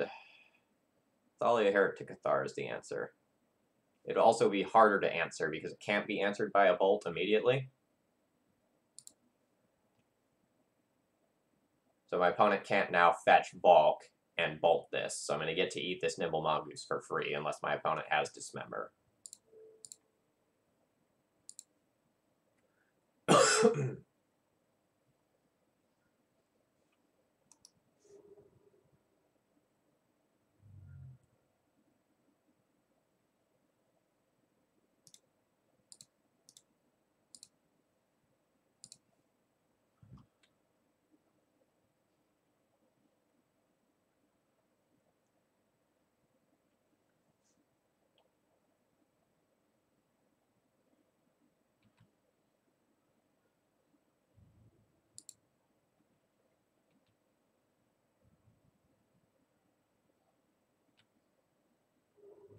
Blue Sun, I don't understand what you mean.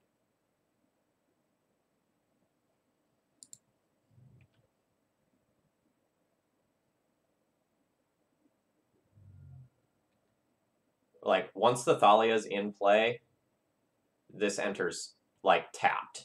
There's no... And, like, growing the Mongoose to a 3/3 doesn't matter since Thalia has first strike. So... Not sure exactly what you're getting at there.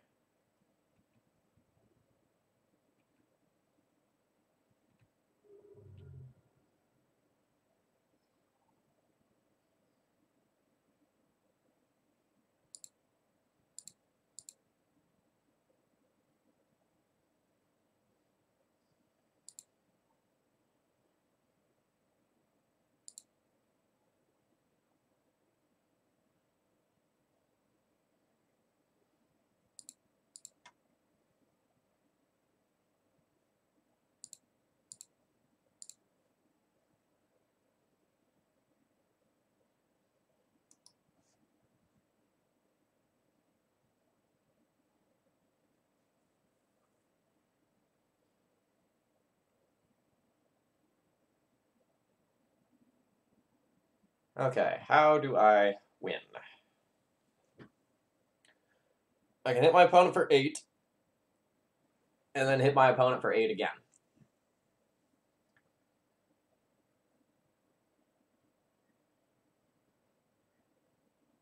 I will lose to a Bolt.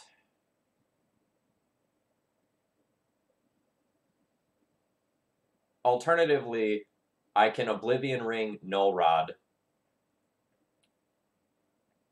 and hope to draw a land.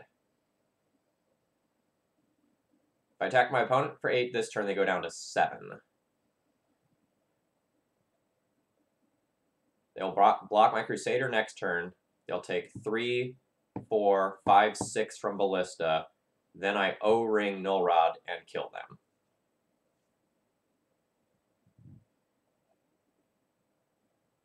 Bolt is going to kill me no matter what, so let's get aggressive.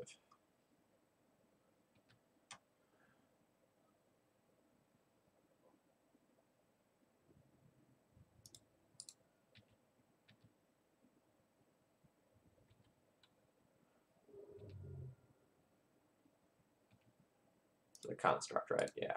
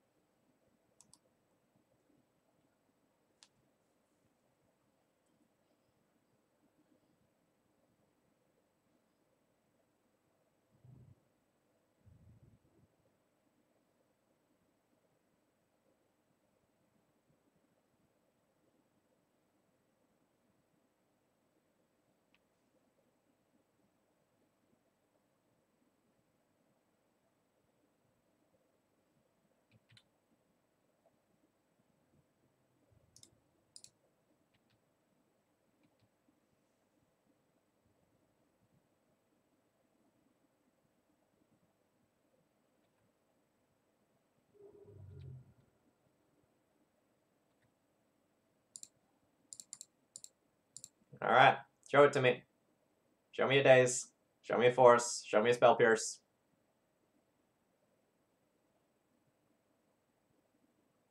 Ah.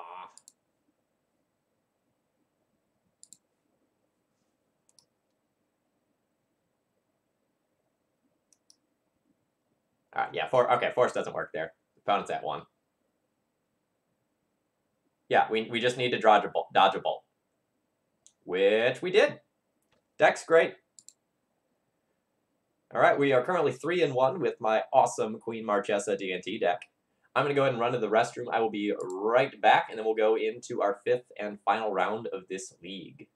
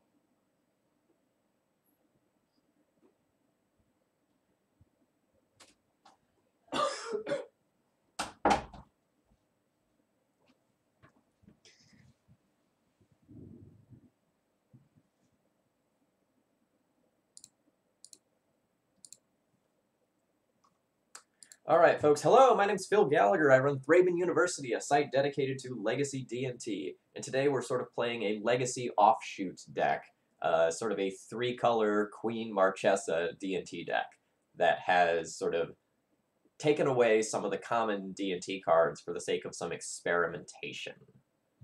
Marchesa has not hit play yet, unfortunately, so we don't know if it's good yet.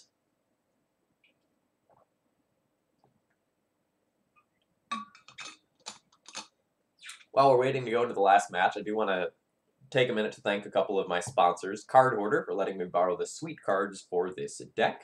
Cardboard Live for giving me an awesome extension to sort of like help me do a better job of streaming. And Felchmaster 9000 for donating for today's deck.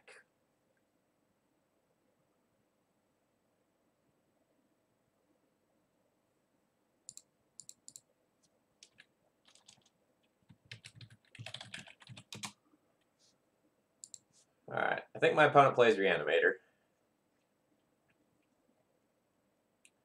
And I mean, Chalice is about the best thing I can hope for in Game 1 versus Reanimator.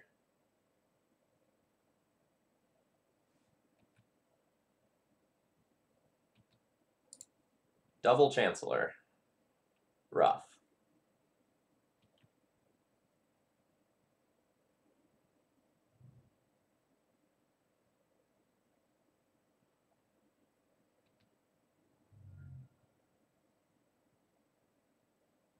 Okay.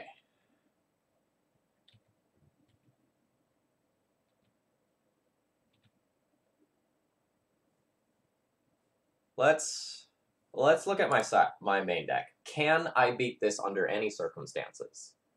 I don't have Swords to Plowshares. I would need to get to 5 mana to get to Palace Jailer. That will not work.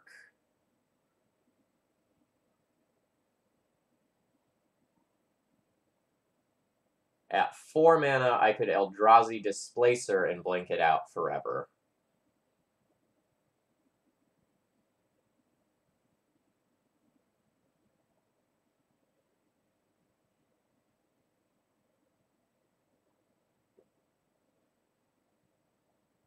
Four lands due to Cavern. So I'm technically not dead.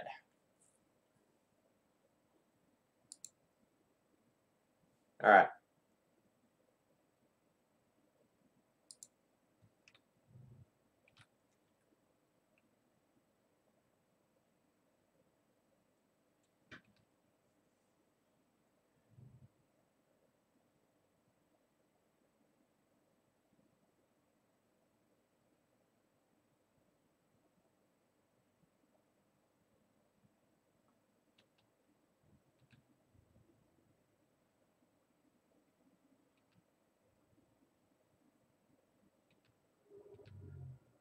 I will probably concede in response to a discard spell targeting me to hide information.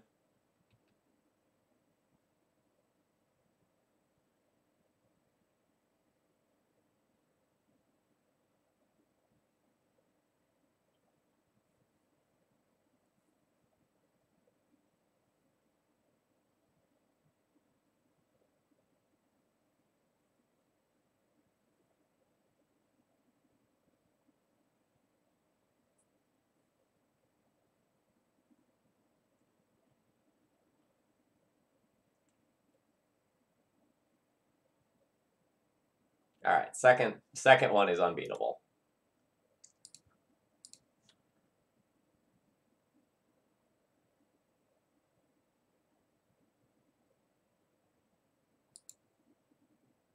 I just can't beat the second body. That's the issue. Sure, on my 4, I play Palace Jailer, exile a Chancellor, and then the second Chancellor kills me.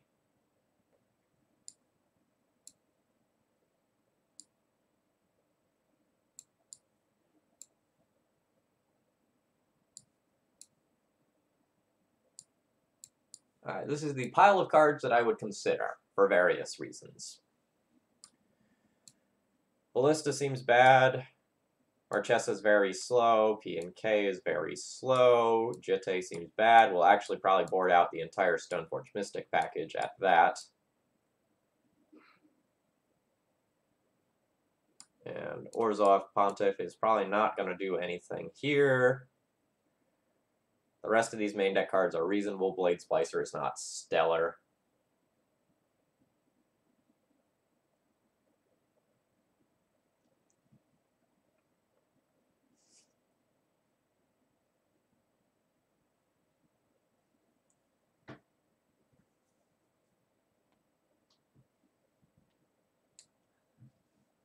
Yeah, I also don't know that I want to like play another land drop when I'm at such a minuscule chance of winning. Alright, War Priest of Thune for Animate Dead is my most narrow thing that I have here. I probably shouldn't play that.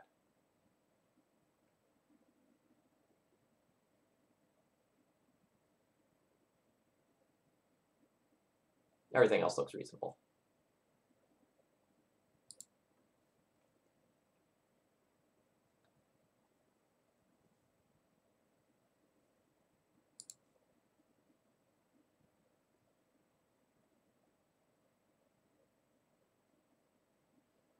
This isn't the strongest hand in the world, but it's fine.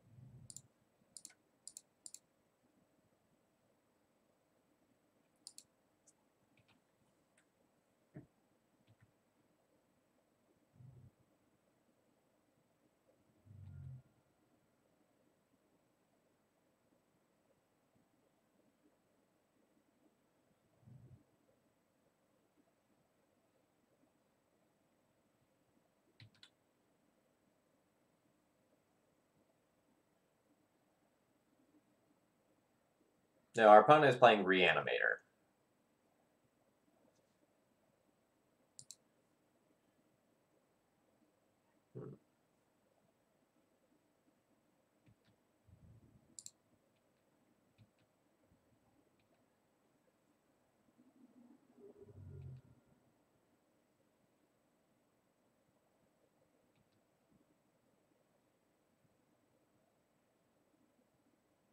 Recruiter into Palace Jailer is pretty good if, and big if here, my Vial doesn't get nugged by Ashen Rider.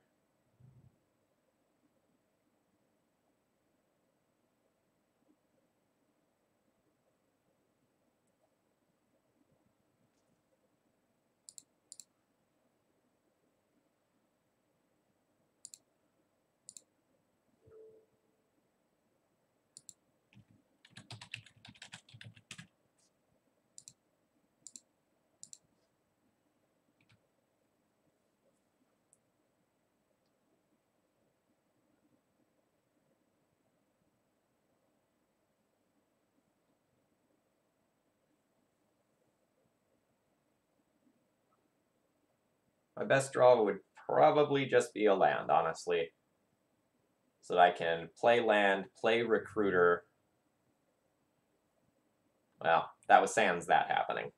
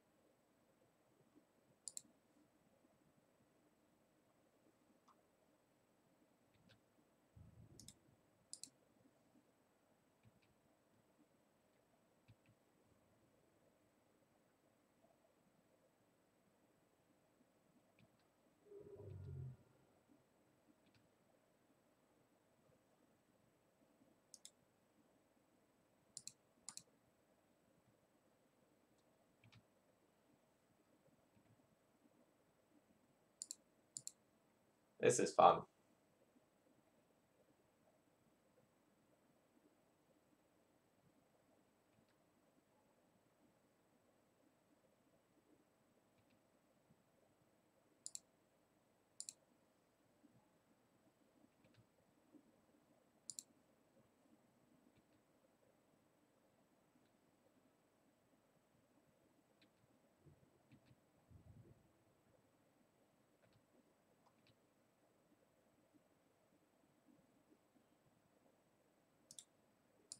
Say always no to this. We're not going any bigger than 4. We're not that absurd. Okay, what happens if I attack in with everything? If I attack in with everything, my opponent probably double blocks Thought Knot Seer and takes 4, and I deal with the Pack Rat problem. Then my opponent has 2 cards in order to get a reanimation spell, and I still don't feel that bad off.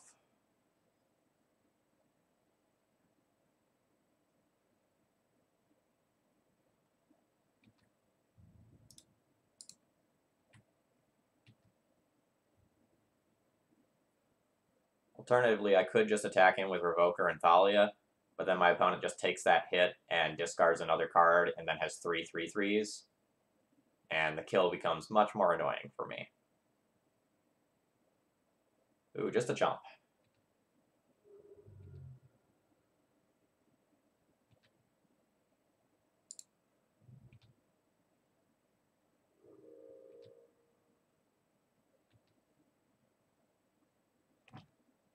And we get there.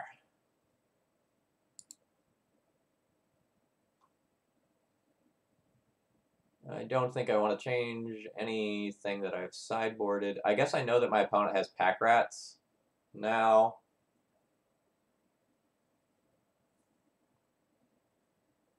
Blessed Alliance is a little awkward versus Pack Rat. I could bring in like Orzhov Pontiff to try to shrink it when it first comes down, but that seems ambitious.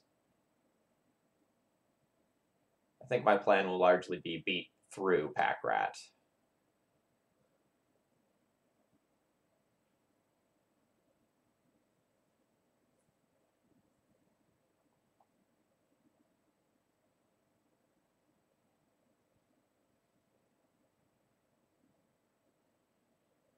It's possible I should play a couple Stoneforges and a piece of equipment now that I know about the Pack Rat.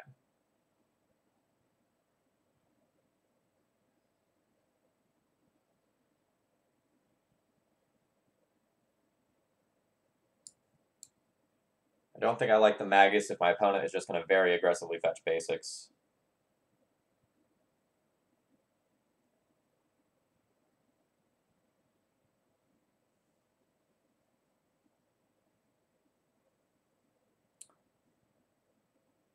Yeah, I mean, I think they'll try to go fast when they're on the play, but I could be wrong, right?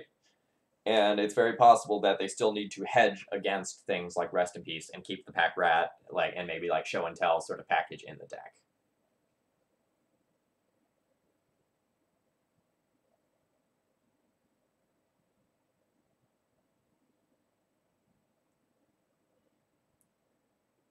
On the off chance that they have Show and Tell, maybe I'm supposed to play P and K. That way I Show and Tell in something that can jump block for a few turns.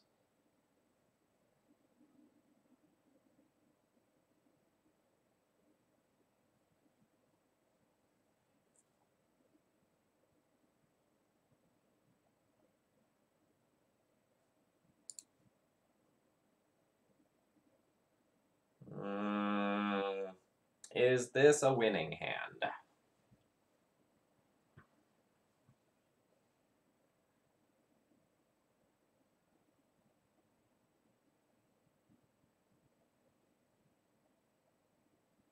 My gut says no. But I might not be able to do better than this on 5. I'd be hoping for a Thalia or a Rest in Peace. This hand is at least not 100% dead to something like a Thoughtseize, because I have a backup vial. I think I keep this. Awesome. Awesome, awesome, awesome. Alright, Chancellor's fine.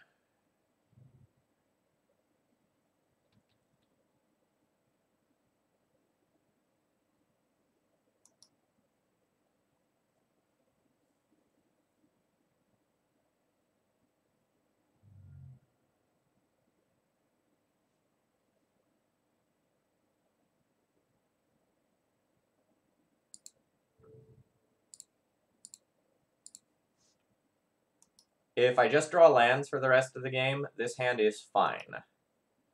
I curve Thalia into Recruiter into Palace Jailer. I will win. It does require 2 of my next 3 draws to be lands, though. Spicy.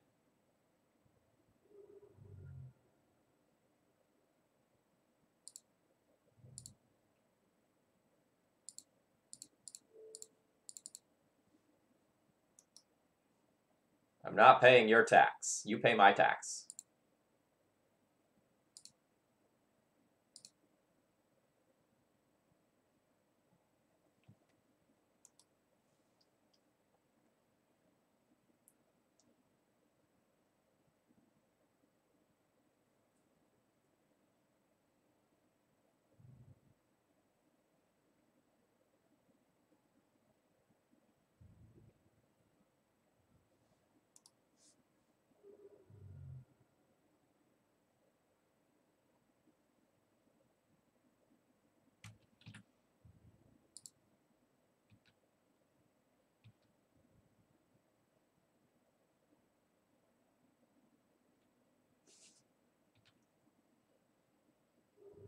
No fear. That's how you get them. Show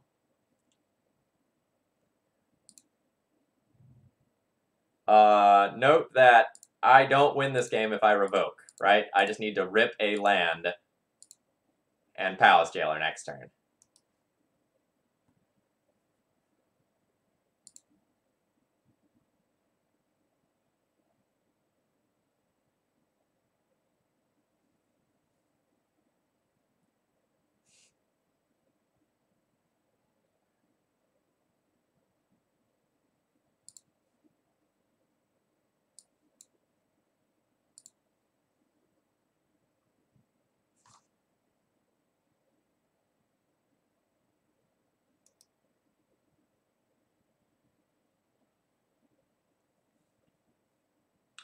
I'm having a blast, hippie long ears.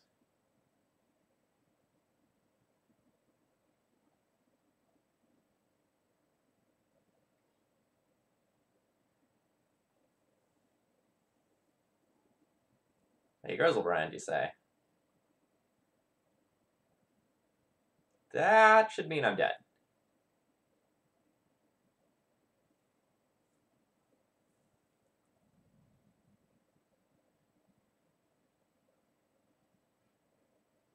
Unless my opponent draws 7 and attacks. If they draw... Oh, that's half of the equation. Fuck. Opponent did not punt.